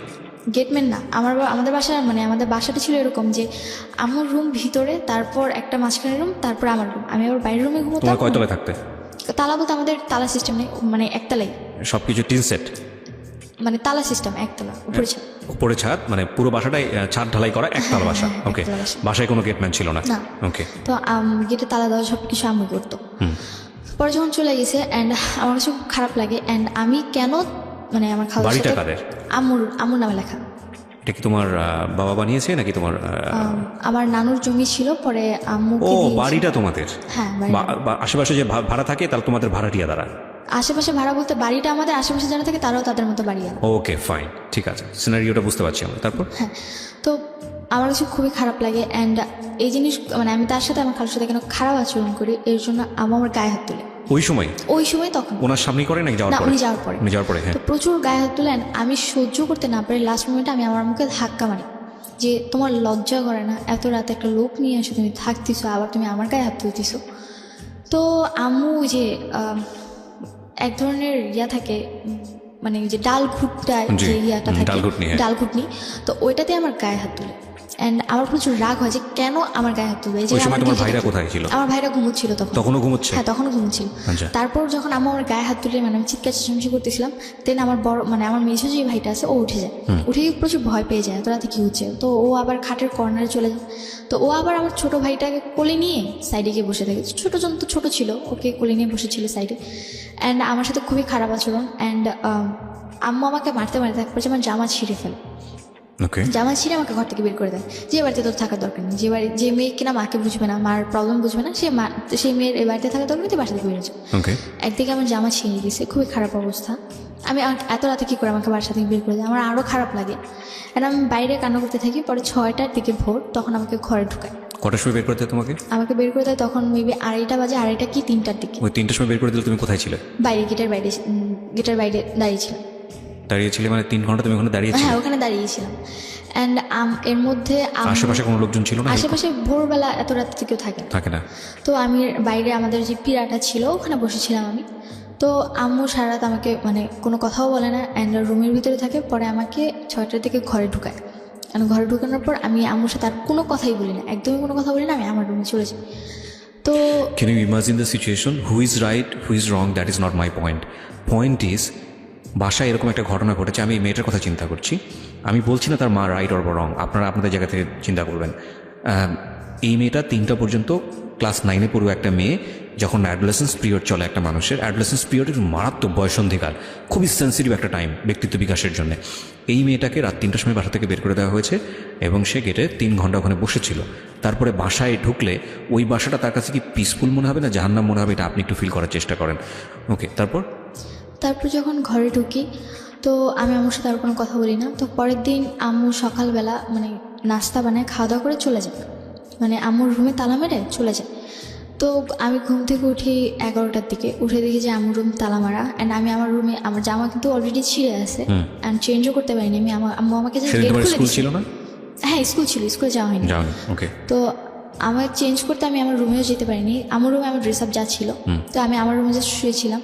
কি করব কিছু বুঝতে পারতেছিলাম না। তার উপর রাতে এত কাহিনী গেছে, খুব ক্ষুধাও লাগছে আমার তখন। তো তখন এই জিনিস মানে কান্না করছিলাম, চিন্তা করছিলাম যে কেন আমি এই ফ্যামিলিতে জন্মেছি, আমি কেন মরে যাই। তো পরবর্তীতে আম্মুর সাথে ওই যে কথা বলতো, তা আম্মু তাকে নিয়ে আমার বাসায় আসে। ওই যে ছেলেটার সঙ্গে কথা বলতো সেই ছেলেটা তোমাদের বাসায়, ছেলেটার নাম কি ছিল? ওই ছেলেটার নাম ছিল রাসেল। ওকে। তো ছেলেটার নাম ছিল রাসেল অ্যান্ড ও আম্মুর সাথে বাসায় আসে। অ্যান্ড আসার পর পরবর্তীতে যখন আম্মু তাকে সব কিছু বলে, অ্যান্ড বলার পর আমার ছোটো 2 ভাইকে আমার নানু বাসায় রেখে আম্মু তাকে নিয়ে আমার বাসায় আসে। ওকে। অ্যান্ড আসার পর তাকে বলে যে তুমি যা মেয়েকে বুঝাও। রাসেলকে বলে হ্যাঁ, তোমাকে বোঝানোর জন্য? মেয়েকে বুঝাও। তো আমি তো নর্মালি তাকে দেখতে পারতাম না, সহ্য করতে পারতাম না, বিরক্ত লাগতো তার আমার প্রতি। তো তারপর সে বলে যে কী হয়েছে তোমার, কেন তুমি আমার সাথে এরকম খারাপ আচরণ করতেছো। অ্যান্ড সে আমার রুমে আসার আগে একটা ড্রেস নিয়ে আসে, তো আমি পরে চেঞ্জ করি, তারপর তার সাথে কথা বলি। অ্যান্ড সে আমাকে এমন কিছু জিনিস বুঝায় যে না, তারপর থেকে তার সাথে আমার একটু ভালো লাগা শুরু। তুমি ড্রেস চেঞ্জ করো মানে তার সামনে তুমি ড্রেস চেঞ্জ না করো? তার সামনে করিনি, সে আমাকে দরজার ফাঁক দিয়ে ড্রেস দিচ্ছে, আমি নিয়ে চেঞ্জ করেছি, তারপর তার সাথে কথা বলছি। ওকে, মানে তোমার অবস্থা এমন ছিল যে তুমি তোমার ড্রেসটা এমনভাবে ছিঁড়েছিল যে তোটা মানুষের সামনে যাওয়ার মতো সামনে যেতে পারবো না। ওকে। তো পরবর্তীতে আম্মু মেবি তাকে অনেক কিছু বলেছে। সে এসে কি বলে? সে এসে বলে যে দেখো মানুষের লাইফে অনেক ভুল হয়ে থাকে অ্যান্ড তুমি কিছু মনে করো না, তোমার আম্মু যা করছে ভুলে যাও, আর এরপর থেকে কখনো করবে না, তুমি তোমার আম্মুর সাথে নর্মাল হয়ে যাও। ওকে, মানে সে অ্যাপোলজি করে তোমার আম্মুর প্রেক্ষাপটে? হ্যাঁ। তো পরে আমি বললাম যে সে কেন এগুলো করতেছে, আমার তো ভালো লাগে না, অ্যান্ড আমি তো পড়াশোনা করছি, সে কেন এগুলো বুঝে না, আমিও তো খারাপ হয়ে যেতে পারি তার এই জিনিসগুলো দেখে। পরে সে বললো যে কেন তুমি তো বুঝো তাই না, তুমি তো একেবারেও বাচ্চা না, তোমার অলরেডি 13-14 বছর বয়স, তো বুঝো যেহেতু তুমি খারাপ হবে না, এটা আমার তোমার প্রতি বিশ্বাস। আর আমি এটা মনে করি যে তোমার আম্মু যা করছে এরপর থেকে আর কখনো করবে না, সে আমাকে গ্যারান্টি দেয় যে আর কখনো করবে না। তো হয়তো বা সে আম্মুকে বুঝায় যে না আমি অনেক আপসেট আছি বা অনেক খারাপ মোমেন্টস আছি, তো এই কারণে সে বলে যে বাইরে ঘুরতে নিয়ে যাবে। তো তার 2-3 দিন পর, 2-3 দিন আম্মুর সাথে আমার তেমন একটা কথা হয় না, জাস্ট নর্মালি আম্মু মাঝে মাঝে যদি জিজ্ঞাসা করে যে যা হয়েছে ভুলে যাও, তো জাস্ট খাওয়া দাওয়া এইটুকুই। ও এগুলো বলে যে যা হয়েছে ভুলে যাও, মানে এক ধরনের ছোটখাটো অ্যাপোলজি তার পক্ষ থেকে ছিল? ওকে, এবং তুমি বুঝতে পারছিলে যে মা খুব খারাপ একটা কাজ করেছে? হ্যাঁ, খারাপ কাজ করেছে, আর যেহেতু সে বলেছে ভুলে যাও, তো আমি ভাবলাম যে হয়তো বা ভুলে যাওয়াটাই বেটার, এই জিনিসগুলো যত বড় করবো আরো বড় হবে। তো তারপরে তুমি এই রাসেল ছেলেটাকেও তো তুমি বলতে পারতে যে তুমি রাসেল ছেলেটার সঙ্গে মেশা বন্ধ করে দাও। হ্যাঁ, আমি তাকে মানে তার সাথে আমার এরকম কোনো কথা হতো না। আচ্ছা, মানে মার সঙ্গে তুমি এত ইজি ছিল না? এত ইজি ছিলাম না। তো বাবাকে ওই সময়টাতে কি ওই ঘটনার পর কি বাবাকে জানাচ্ছিল? পর আমার মায়ের সাথে বাবার কথা হয়, অ্যান্ড আমার মা আমার বাবাকে আমাকে এমনভাবে উপস্থাপনা করে যে আমি 4-5টা ছেলের সাথে রিলেশন করতেছি, আমি তাদের সাথে ঘুরতে যেতে যাচ্ছি, বাইরে যেতে যাচ্ছি, আমাকে দিচ্ছে না, এই কারণে আমি আম্মুর সাথে খারাপ আচরণ করতেছি অ্যান্ড তার গায়ে হাত তুলছি। আমার বাবার কাছে আমার উপস্থাপনাটা ছিল এরকম। ওকে, এটা তুমি পরবর্তীতে গিয়ে জেনেছো? এটা আমি পরবর্তীতে জেনেছি। ফাইন, আমি স্টেপ বাই স্টেপ যাই, তারপর কি হলো? তো তারপর 2-3 দিন পর আমাকে চিড়িয়াখানা ঘুরতে নিয়ে যায় অ্যান্ড হ্যাঁ রাসেল, আমার আম্মু, আমি, আমার ছোটো 2 ভাই, তো আমরা সবাই মিলে ঘুরতে যাই। অ্যান্ড ওই দিন যাওয়ার পর আমি আমার আম্মুর সাথে অনেকটা ফ্রি হই, যে না ওই দিন তার আচরণটা অনেক ভালো ছিল, আমার কাছে খুব ভালো লাগে। অ্যান্ড আমি কখনো আমার আম্মুর কান্না সহ্য করি, যাই হোক আমার আম্মু যদি একবার কান্না করে তারপর আমার আর কিছু দরকার নেই। তো পরে রাসেলের সাথে ঘুরতে যাই অ্যান্ড ওইখানে দেখি যে রাসেল আমাদের ফুল ফ্যামিলিকে খুব ভালোভাবে হোস্ট করতেছে, আই মিন টেক কেয়ার করতেছে, জিনিসটা আমার খুব ভালো লাগে। অ্যান্ড আমার টেক কেয়ারটা খুব বেশি করতেছে। এই ধরনের ব্যাপার কি তুমি তোমার বাবার কাছে কখনো পেয়েছো যে লাইক তোমার বাবা তোমাদের কোথাও নিয়ে যাও? কখনো কোথাও নিয়ে যাই না আমাদেরকে। আমার যে 13-14 বছর বয়সে আমি কখনো আমার বাবাকে আমাকে মার্কেটে নিয়ে যেতে দেখি। আজকের এই স্টোরিটা is very sensitive story, cause আপনারা বুঝে গেছেন এতক্ষণে যে স্টোরিটা কোন দিকে যাবে। কিন্তু স্টোরি ওই মোমেন্টের জন্য যারা ওয়েট করতেছেন তাদেরকে আমি বলবো যে লিভ দ্য স্টোরি, শোনার দরকার নেই আপনাদেরকে। কজ আজকের স্টোরির লেসনটা একটা মেয়ের বড় হয়ে ওঠা, মেয়ের জায়গাটা একটা ছেলেও হতে পারে, তার বড় হয়ে ওঠা এবং অত্যন্ত গোপনীয় একটা সামাজিক টানাপোড়েন বা ফ্যামিলিগত একটা টানাপোড়েন, সেই জায়গাটাকে তার ব্যক্তিত্ব বিকাশ, সব কিছু মিলিয়ে এটা খুব টাফ অ্যান্ড ভেরি সেন্সিটিভ একটা স্টোরি। এবং এই জায়গাটা থেকে আপনাদের যদি কিছু নেবার থাকে যে না আমি আমার সন্তানকে কীভাবে বড় করবো, আমার সন্তানের সাথে আমার আচরণটা কী হওয়া উচিত, বা সন্তান হয়ে বাবা মার প্রতি আমার কী পরিমাণ রেসপেক্ট দেখানো উচিত, কোন জায়গাটাতে আমাকে প্রাইভেসি মেনটেন করা উচিত, কোন জায়গাটাকে আমাকে এক্সপ্লোর করা উচিত, তাহলে বলতে পারবো আমাদের সিক্রেটটা সার্থক। আর যারা এন্টারটেনমেন্ট হিসেবে নিচ্ছেন যে না কী হয় কী হয় কী হয় দেখার জন্য, প্লিজ লিভ দ্য স্টোরি। বলো তারপর। তারপর বাইরে ঘুরতে যাই, অ্যান্ড তার টেক কেয়ারটা আমার কাছে খুব ভালো লাগে, যে সে আমাদের উপর খুব ভালো কেয়ার করে, অ্যান্ড তার আচরণটা আমার কাছে খুব ভালো লাগে। অ্যান্ড তারপরে তার সাথে আমি অনেকটা ফ্রি, মানে রাসেলের সাথে আমি অনেকটা ফ্রি কথাবার্তা বলি। তো তখন এপ্রিল মাস, মানে ভ্যালেন্টাইন ডে, ওকে, তো না এপ্রিল মাস, বৈশাখ, পয়লা বৈশাখ। অ্যান্ড পয়লা বৈশাখে সে আমাকে একটা ফুল কিনে দেয়। অ্যান্ড আমার স্কুলে প্রোগ্রাম ছিল, প্রত্যেক পয়লা বৈশাখে আমার স্কুলে প্রোগ্রাম হয়, তো আমি স্কুলে যাব অ্যান্ড আমার খোপার জন্য ফুল লাগবে, ফুল ছিল না। তো এ কারণে উনি পরবর্তীতে আমাকে যখন ফুল কিনে দেয় আমার কাছে খুব ভালো লাগে। এটা তোমার মা জানতো? হ্যাঁ, আম্মু বলেই কিনে দিয়েছিল। ওকে। তো তখন আম্মুর সাথে রাসেলের কন্টিনিউ কথা হচ্ছে। ওকে। তো তোমাদের বাসায় আসা যাওয়া করে? হ্যাঁ, আসা যাওয়া হচ্ছে। অ্যান্ড আমি এবং প্রাইভেট টাইম পাস করে? হ্যাঁ, প্রাইভেট, মানে আমি যখন থাকি না তখন আসে, বা আমি যখন ঘুমোচ্ছি তখন এসে কথা বলে, বা আমি যখন রুমে চলে গেছি তখন তাদের মধ্যে একটু ডিস্টেন্স রাখি, যে হয়তো বুঝতে পেরেছি যে আমার এগুলো পছন্দ না তখন। তো পরবর্তীতে তখন এই সময়টাতে কি তুমি তোমার বাবাকে রাসেল সম্পর্কে বলেছো? যে সময়টা তুমি তখনও বলোনি? তখনও বলিনি। এই প্রাইভেসিটা তুমি মেনটেন করেছো কেন? সিক্রেটটা তুমি মেনটেন করেছো? এই জিনিসটা আমি মেনটেন করেছি কজ আমার বাবার সাথে আমার মাসে 2-3 মাসে একবার কথা হতো। 2-3 মাসে একবার? তাও কেমন আছো, ভালো আছো কিনা, এইটুকু। তার মানে বুঝুন আপনি যে ওর কি পরিমাণ দূরত্ব ছিল ওর বাবার সাথে এবং ওর মায়ের সাথে। বলেন তারপর। পয়লা বৈশাখ গেল, অ্যান্ড পয়লা বৈশাখের পর রাসেল আমাকে প্রপোজ করে। প্রপোজ করাটা কিরকম ছিল? প্রপোজ করাটা এরকম ছিল যে ও পরের দিন সিলেট চলে যাচ্ছে, আগের দিন রাতে বাসায় মিট করতে আসে আমার ফুল ফ্যামিলির সাথে। তখন কোথায় থাকতো? ও থাকতো আমার বাসা থেকে 2-3 মিনিট দূরে একটা বিল্ডিংয়ে থাকতো। ওখানে কি ভাড়া থাকতো? ভাড়া থাকতো। ভাড়া থেকে পড়াশোনা থাকতো, মেসে থেকে পড়াশোনা করতো? আচ্ছা। এবং ওর বাড়ি কোথায় ছিল? ওর বাড়ি ছিল বরিশাল বরগুনাতে। এখানে থেকে সে পড়াশোনা করতো? শুধুই পড়াশোনা করতো? শুধু পড়াশোনা। ইউনিভার্সিটিতে পড়তো? হ্যাঁ, তিতুমিরে 3rd ইয়ার পড়তো। তিতুমিরে 3rd ইয়ার পড়তো। ওকে, বলো তারপর। তো তারপরে রাতের বেলা যখন সে আসে তখন সে আমার একটাই কথা বলে যে তুমি যদি কিছু মনে না করো আমি তোমাকে কিছু বলতে চাই। পরে আম্মু তখন আবার বাইরে রান্নার রুমে কিছু তার জন্য আয়োজন করতেছিল। জি বলেন।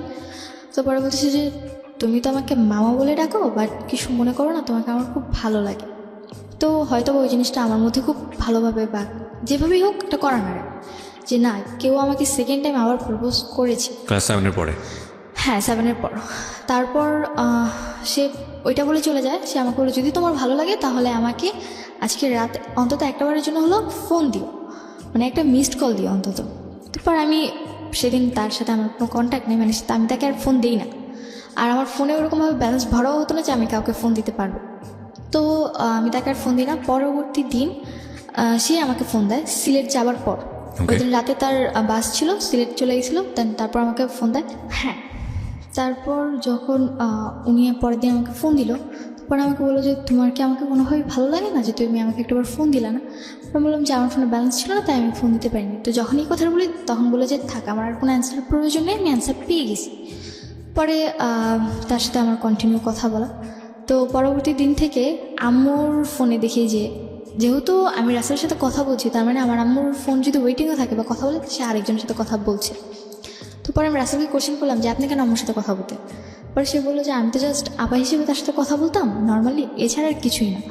আর আমি আমার লাইফের ব্যাপারে বা আমার ফ্যামিলি মেম্বারের ব্যাপারে কথা বলতাম, আদার্স কিছু না। বললাম যে তাহলে যে আপনি হাতটা ধরতেন এগুলো, সেগুলো তো জাস্ট বোন হিসেবে আমি তার হাত ধরতাম। এটা কি মানে ভালো লাগা বা প্রপোজিং এর একদম প্রিলিমিনারি পর্যায়ে তখনই কি তুমি জিজ্ঞেস করলে এটা এই বিষয়গুলো, নাকি তার আগে জিজ্ঞেস করে? না, আগে তো না, পরে মানে তোমাকে ভালো লাগার করার পরে? হ্যাঁ, ভালো লাগা প্রপোজ করার পর।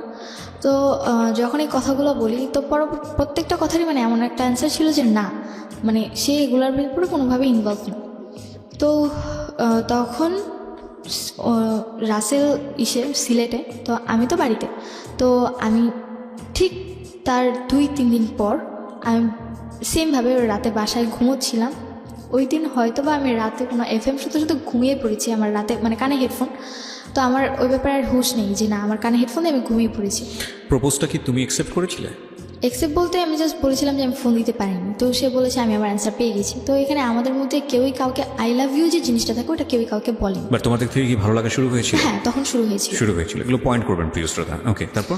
তো পরে দেখি যে রাতের বেলা, তখন মেবি রাতের 3:30 কি 4:45 কাছাকাছি এরকম টাইম, তখন দেখি যে আমার কানে এখনও রেডিও চলছে অ্যান্ড ফোনে চার্জ একদম ব্যাটারি লো।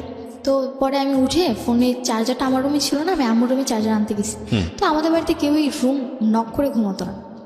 তো ওই দিন রাতেও দেখলাম যে আম্মুর রুম মানে নক ছিল না, ভেরানো ছিল এরকম টাইপের, কিন্তু ডিম লাইটটা অন ছিল, যেটা কিনা আম্মু অন করে ঘুমায় না। তো আমি ভাবলাম যে আম্মু হয়তো ঘুমিয়ে গেছে, রুমে গিয়ে ডিম লাইট অফ করে দিই। অ্যান্ড আমি রুমে ঢুকে এর আগের বার তো জাস্ট আমার খালুকে দেখেছিলাম আর নক করার পর তারা গেট খুলে। তো পরবর্তীবার আমি আবার ওপেনলি মানে যা দেখি সেটার জন্য আমি প্রপারলি প্রস্তুত ছিলাম না, একদমই না। অ্যান্ড আমার হাত থেকে ফোনটা পড়ে যায়, ব্যাটারি খুলে যায় ফোনের। টাচ ফোন ছিল তো টাচটা ফেটে গিয়েছিল। তো আমি দেখে মানে একদমই সহ্য করতে পারিনি। দরজাটা আম্মুর রুমের দরজাটা জোরে মানে আটকে দিয়ে আমি আমার রুমে এসে দরজা আটকে মানে কী করবো তখন, মানে বাঁচবো না মরে যাবো সেটা চিন্তা করতেছিলাম। মানে কি ছিল বিষয়টা? বিষয়টা ছিল যে আমাদের যে বাসার গলিটা, ওই গলির প্রথম ঢুকতেই একটা বাড়ি থাকে, ওই বাড়িতে একটা ছেলে থাকতো। তো ও আবার মার্কেটে জব করতো। তো ওর সাথে নাকি আম্মুর কথা আগে থেকেই মোটামুটি ছিল। অ্যান্ড সেদিন আমি স্টোরি জানতে চাচ্ছি না, তুমি আনএক্সপেক্টেড কাউকে ওখানে দেখেছো? হ্যাঁ, আনএক্সপেক্টেড। মানে আমি নর্মালি তাকে ওরকমভাবে চিনতাম না। যে যাকে দেখলে তুমি ওই রাতের পরে তাকে চিনেছো না তার আগে তুমি তাকে চিনতে? পরে চিনেছো। সো ওকে, আমি সিচুয়েশনগুলো জানি। তারপরে তোমার রুমে আসার পরে কি হলো? তো আমি আমার রুমে এসে দরজা আটকে দিই। অ্যান্ড পরবর্তীতে আম্মু ড্রেস আপ চেঞ্জ করে পরে আমার রুমে এসে নক করতে থাকে আর ওই লোকটা ওখান থেকে চলে যায়। তো আমি রুমের দরজা খুলি না। তখন আমি কী করবো, আমার জাস্ট একটাই চিন্তা যে আমি মানে খুব কান্না করতেছিলাম। চিন্তা করছিলাম যে কেন আমি এখনো এই জিনিসগুলো দেখার জন্য আমাকে তোমাদের পুরো বাড়িতে কোনো পুরুষ মানুষ থাকতো না? না, কোনো পুরুষ মানুষ থাকতো না। ওকে। তো আমাকে আল্লাহ কেন বাঁচিয়ে রাখছে বা আমি কেন বেঁচে আছি? অ্যান্ড তখন চিন্তা করলাম যে বেঁচে থাক এইগুলো দেখার চেয়ে মরে যাওয়াটা বেটার। তো তখন রাসেলের সাথে আমার ওরকম কথা নেই, বিকজ সিলেট যাবার পর জাস্ট ওই ফ্রি টাইম যখন হতো তো মানে ঘুরতে যেত, এই কারণে কথা বলতে পারতাম। সিলেটে সে কেন গিয়েছিল? তার বাড়িতে সিলেট গিয়েছিল, বাড়ি না তার, সিলেট গিয়েছিল তার মেঝো ভাই ওখানে থেকে জব করতো। তো মেঝো ভাইয়ের সাথে দেখা করতে গিয়েছিল। তখন রাসেল কোথায়? সিলেটে। ওকে। তো কী করবো বুঝতে পারতেছিলাম না, মানে মাথায় কোনো কাজই করতেছিল না। পরে আমি মানে চিন্তা করলাম যে আমি সুইসাইড করে ফেলি, আমার বাঁচার কোনো দরকার। বিকজ বারবার সরি বলার পরও যে এই জিনিসগুলো হচ্ছে, তারপর বেঁচে থেকে আমার আর কী লাভ। তো আমি চিন্তা করি যে ফ্যানের সাথে নিজের গলায় ধরে দেবো, আমার বাঁচার কোনো দরকারই নেই। আর যেখানে বাবার সাথে আমার অতটা মানে কথাবার্তা নেই, আমি কাউকে আমার কথাগুলো শেয়ার করতে পারতেছি না, আমার তেমন কোনো ফ্রেন্ডসও নেই, আমার স্কুল অতটা যাওয়া হচ্ছে না, আর বাসায় এরকম সিচুয়েশন। তো একটা মেয়ে সিচুয়েশনে থাকলে কি করে, আমি কোনোভাবে অ্যাকসেপ্ট করতে পারতেছিলাম না। তো আম্মু অনেকবার, অ্যান্ড আমার মানে অলরেডি ফ্যানের সাথে দড়ি মানে আমার ওনা বাঁধাও শেষ। অ্যান্ড আম্মু প্রচুর নক করতেছিল যে আম্মু হয়তো ভয় পাচ্ছিল যে আমি যদিও কিছু করে ফেলি। তো পরে আম্মু মানে নক করতে করতে সে একটা পর্যায়ে আমাকে এটা বলে ফেলে যে তোর যদি মরার ইচ্ছা থাকে আমার বাড়িতে না মরে আমার বাড়ি থেকে চলে যায় মর, কজ তুই যদি আমার বাড়িতে মরস পুলিশের সাথে আমার এই ধরবি যে হয়তো বা আমার কোনো কারণে তুই মরতেছিস, তার তোর যদি মরার ইচ্ছা থাকে মরার অনেক জায়গা আছে, তুই যেমন এমনকি এমনভাবে ইন্ডিকেট করে বলছে তুই তো সাঁতার জানোস না, হাতে ঝিলে যাও ওখানে গিয়ে ঝাঁপ দিয়ে পানি থেকে মরে যা। আরও বেশি খারাপ লাগছিল যে কী বলছি এগুলো। দেন হাউ মাচ মানে ডেসপারেট শি ইজ। আমি জানি না কোনটা সত্য কোনটা মিথ্যা, কজ সেটা জাজমেন্ট করার অধিকারও এই শো নাই, এবং সেটা করা সম্ভব না, কারণ it's not an investigative show. But এগুলো একটা ফ্যামিলিতে যদি হয় কী অবস্থা দাঁড়াবে, এবং মানে যে পক্ষর কথা বলছে সে পক্ষ কতটা ডেসপারেট এই বিষয়টাতে, ভয়ানক। বলুন তারপর আম্মু এরকম কথা যখন বারবার বলতেছিল তখন এতটা রাগ হলো নিজের ভিতর যে না, মরে গেলে তো মরেই গেলাম, মরে গেলে না কেউ আমার ব্যাপারে কিছু জানলো বা আমি না কাউকে কিছু বলতে পারতেছি না, আমি আমার মাকে ভালো করতে পারতেছি, তো আমি মরে গিয়ে কী করবো, তার চেয়ে ভালো মানে যতটুকু মানে তখন মনে হচ্ছিল যে না আমি একটা যুদ্ধের ময়দানে চলে এসেছি, আমাকে ফাইট করে বাঁচতে হবে এখন। যদি আমি ফাইট না করতে পারি তাহলে আমাকে কেউ মেরে ফেলবে। ক্লাস 9-এ পড়ো তখন? তখন আমি ক্লাস 9। আর মাঝামাঝি সময় মানে জুন জুলাই এরকম। পড়াশোনা করতে পারতে? পড়াশোনা বলতে আমার ওরকম পড়াশোনা হতো না, পরীক্ষার আগে রাতে যদি একটু পড়তাম তা ওই অবধিই হতো। তোমার গ্রুপ কি ছিল? আমার গ্রুপ ছিল কমার্স। Commerce, okay. অ্যান্ড ছোটোবেলা থেকেই মানে আমার আম্মু যেটা বলতো যে আমার বেশি পড়ার প্রয়োজন হতো না, যদি আমি অল্প পড়তাম তাহলেই আমার মানে সিলেবাস কভার হয়ে যেত। তো কী করবো বুঝতে পারতেছিলাম না। পরে আমি গেট খুললাম, অ্যান্ড গেট খুলে আম্মু দেখে যে মানে ওড়নাটা ফ্যানের সাথে বাঁধা। পরে আম্মু আমার হাত ধরে মানে চুলের মুঠি ধরে আমাকে তার রুমে নিয়ে গেল, নিয়ে গিয়ে ধাক্কা মারে। অ্যান্ড কী বলো ওয়াইড্রপ যে থাকে সেটার সাথে লেগে আমার কপালটা কেটে যায়। অ্যান্ড যখন আমার কপাল কেটে যায় তো পরে বলে যে তোর যখন এতই মরার ইচ্ছে এখানে কেন তুই মরবি, তুই বাইরে গিয়ে মর, তোর দরকার নেই এখানে থাকার বা এখানে বাঁচার। তো এই কথাগুলো যখন বলতেছিল খুব খারাপ লাগতেছিল। অ্যান্ড পরবর্তীতে সে আমাকে বেলুন নিয়ে মারতে শুরু করে।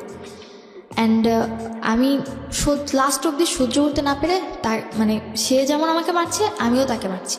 মানে তুমিও গায়ে হাত? হ্যাঁ, গায়ে হাত তুলছি লাস্ট অব্দি, বিকজ আমার সহ্য করার ক্ষমতা নেই। বিকজ এখন যদি আমি গায়ে হাত না তুলি তো হয় আমি মরে যাব, আর তা না হলে মানে কোনো একটা কিছু করে ফেলবো, অঘটন। তো তার চেয়ে ভালো দেখি কি হয়। তো আমি তার গায়ে হাত তুলি। অ্যান্ড লাস্ট আমি তাকে মানে জাস্ট মানে ইয়াটা যে ডাল ঘুটনি ছিল ওটা দিয়ে তার পায়ে দুটো বাড়ি দিই, এর বেশি আর কিছু করি না। অ্যান্ড এই জিনিসটা সহ্য করতে পারে না। ওই রাতে আমার মামাদেরকে, আমার খালামুনিকে, আমার নানুকে ফোন করে আম্মু ডাকায় আনে যে দেখো তোমাদের মেয়েগুলো কী করতেছে। তো পরে মামার সবাই আসলেন। আমার তো মাথায় একদমই সেন্স নাই বলতে গেলে। এরকম আমি সবার সামনে চিৎকার করে বলতেছি আমার কি দোষ দেখতেছো তোমরা, আমি কি করছি, আমি গায়ে হাত তুলে দোষ করছি? তাহলে ও যে রাতের পর রাত ছেলে এনে বাসায় থাকে, লোক এনে বাসায় থাকে, এটা কি ওর দোষ না? তুই তো গাড়ি করছিস? হ্যাঁ, তুই তো করে বলছি। তো পরে মামারা বলছিল যে এই মেয়ে তো পুরো খারাপ হয়ে গেছে, এর তো মানে মামাদের কথা এরকম ছিল যে আমি পুরোপুরি খারাপ হয়ে গেছি। অ্যান্ড মায়ের নামে আজে বাজে কথা বলতেছি, সে যাই অন্যায় করুক না কেন সে আমার মা।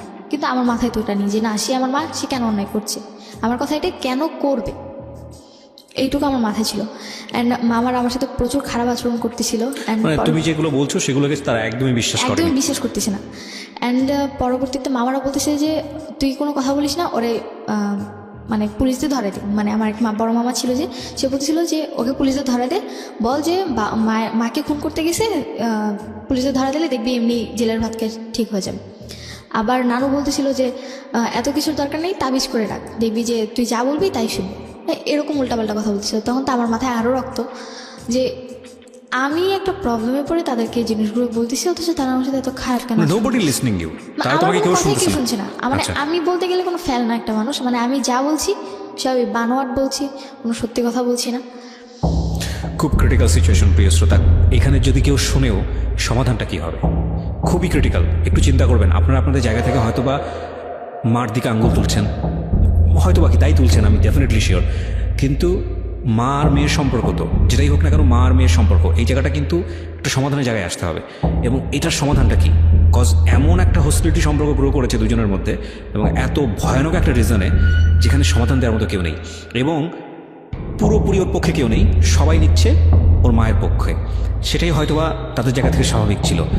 এবং এটা আসলে কোন জিনিসটাকে কাটবে, পক্ষ নিলেই বা এটার সমাধানটা কী হবে? মানে এর চেয়ে ডিফিকাল্ট মোমেন্ট মার লাইফেও কখনো এসছে কিনা জানি না, এবং ওর লাইফে তো অফকোর্স আমি জানি না শেষ পর্যন্ত সেটা কী হয়েছে। তবে যারা আজকের এই গল্পটা শুনে অনেকে বিশ্বাস করতে পারছেন না, তাদেরকে আমি বলবো আপনি নিশ্চয়ই পত্রপত্রিকা পড়েন, আপনি নিশ্চয়ই লাস্ট 2-4-5 বছরের ঘটনা যদি একটু পেছন দিকে যান, এইরকম একটা প্রেমের সম্পর্ক, এরকম অবৈধ সম্পর্কের কারণে নিজের ছেলে মেয়েকে মেরে ফেলেছে, এবং নিজের ছেলে মেয়েকে মেরে পত্রিকার শিরোনাম হয়েছে, হেডলাইন হয়েছে, এরকম অসংখ্য ঘটনা আপনি পাবেন। সো এতটা অবাক হওয়ার কিছু নাই।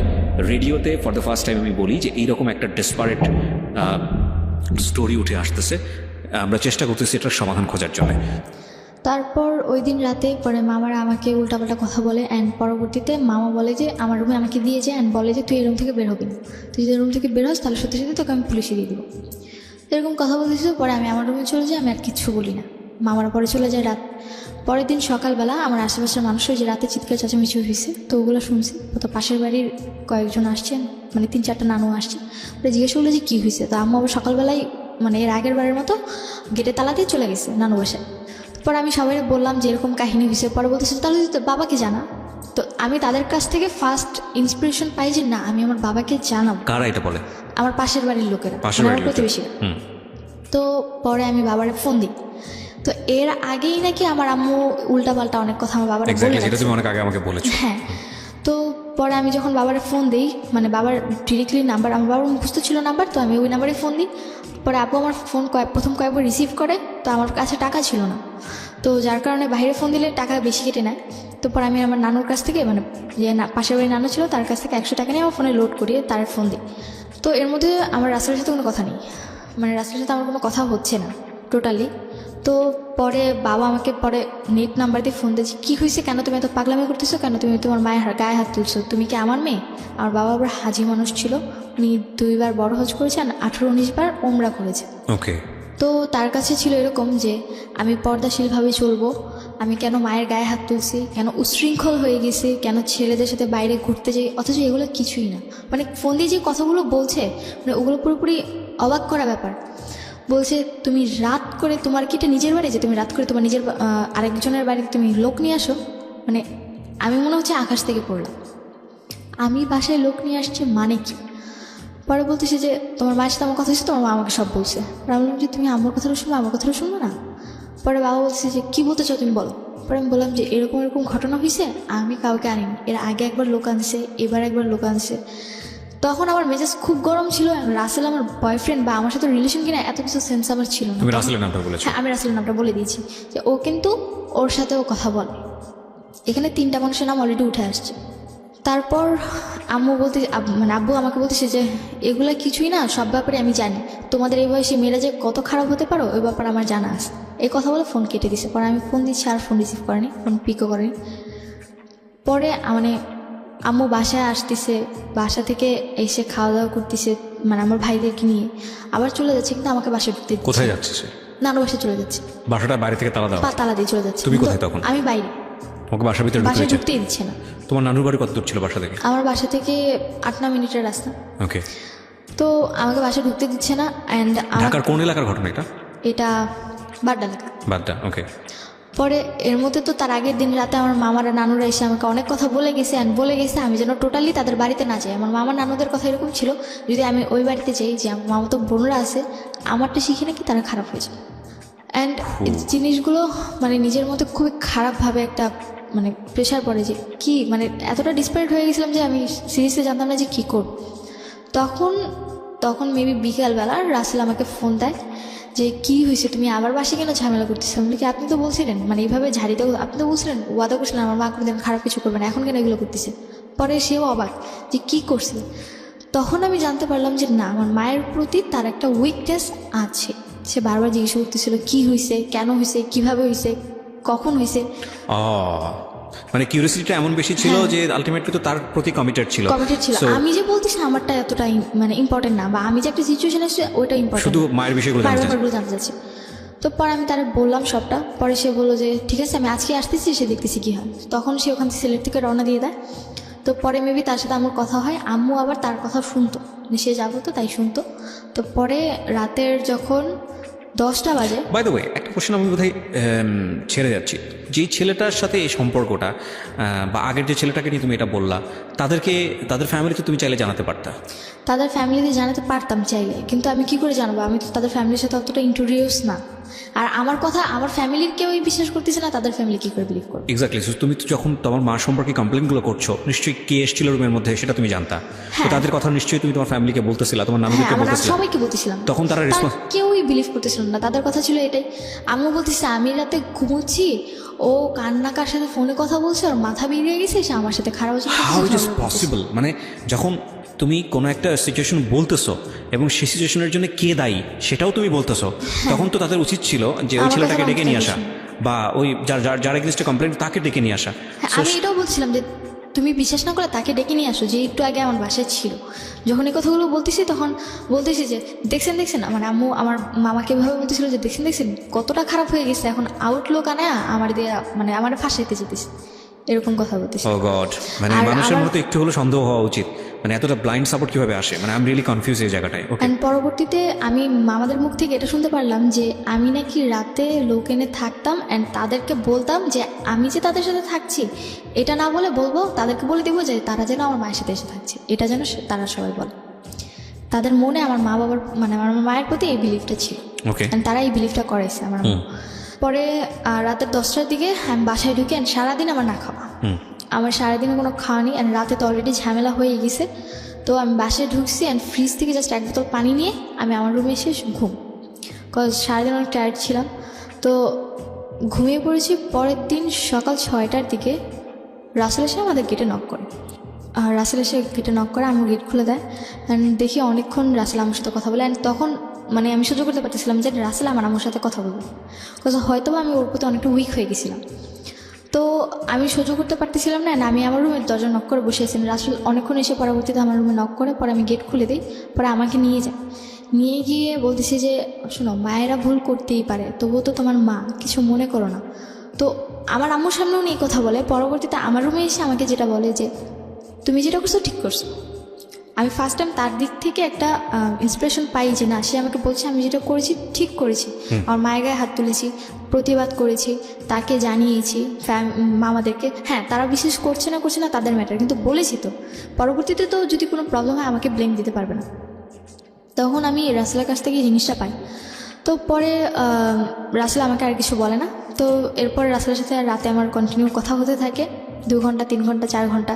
তো আম্মুর রুমে কথা বলতো আর আমি আমার রুমে থাকতাম। অ্যান্ড আম্মুর সাথে আমার টোটালি যে মা মেয়ের একটা ক্লোজ রিলেশন থাকে, ওই রিলেশনটা আর নেই। জাস্ট নর্মালি মানে মনে হচ্ছে যে আমি যেন তার বাসায় ভাড়া থাকছি আর সে আমাকে জাস্ট নর্মালি টেক কেয়ার করছে, এইটুকুই। তো পরবর্তীতে দেখি যে মানে প্রথম কয়েকবার জিনিসগুলো দেখতে তারপরে গায়েস হয়ে গেছে যে রাতে তার সাথে এসে থাকছে, সে তার মতো থাকুক, আমি আমার মতো ভালো থাকলেই হয়েছে। অ্যান্ড আমি আমার পড়াশোনাটা কন্টিনিউ করছি। প্রতিদিন রাতেই দেখছি একজন বাবা কোন ক্লাসে থাকতে যেন দেশের বাইরে গিয়েছিল? ক্লাস 8 লাস্ট থেকে। এই যে 8-এর পর থেকে এতগুলো ঘটনা তুমি দেখছো, এর আগে তো দেখতে না এরকম বাসায় আসে? কিছুই দেখতাম না। এর মাঝখানে তোমার বাবার আসেনি? না, এর মাঝখানে কতদিন পর আসতো তোমার বাবা? বাবা যাওয়ার পর 3 বছর পর এসেছিল। পরে গেছে। কি করতো উনি বিদেশে? কি করতো উনি? বাইরে একটা কোম্পানি জব করতো। উনি কি ছুটি পেতো না নাকি উনি আসতো না? ছুটি না বলতে ছুটি দেওয়া হতো না, ওদের কন্ট্রাক্ট ছিল 5 বছরের আগে ছুটি দিবে না। তো ওই 3 বছর পর যদি চায় তাহলে 2 মাসের ছুটি দিবে। ওকে, ঠিক আছে, বলো তারপর তুমি রাসেলের সঙ্গে যে ঘন্টার পর ঘন্টা কথা বলছো, এটা তোমার মা জানতো ওই সময়? মা জানতো বলতে জানতো কথা বলে, কিন্তু কার সাথে কথা বলি এটা জানতো না। ওকে। তো পরে আমার সাথে যদি রাসেলের 3টা অবধি কথা হতো, 3টার পর থেকে আবার রাসেল আম্মুর সাথে কথা বলতো। এটা তুমি পরে জেনেছো? পরে জেনেছি, যখন রাসেলকে কোশ্চেন করলাম, পরে রাসেল বলে যে তোমার ব্যাপারে কথা বলতেছি।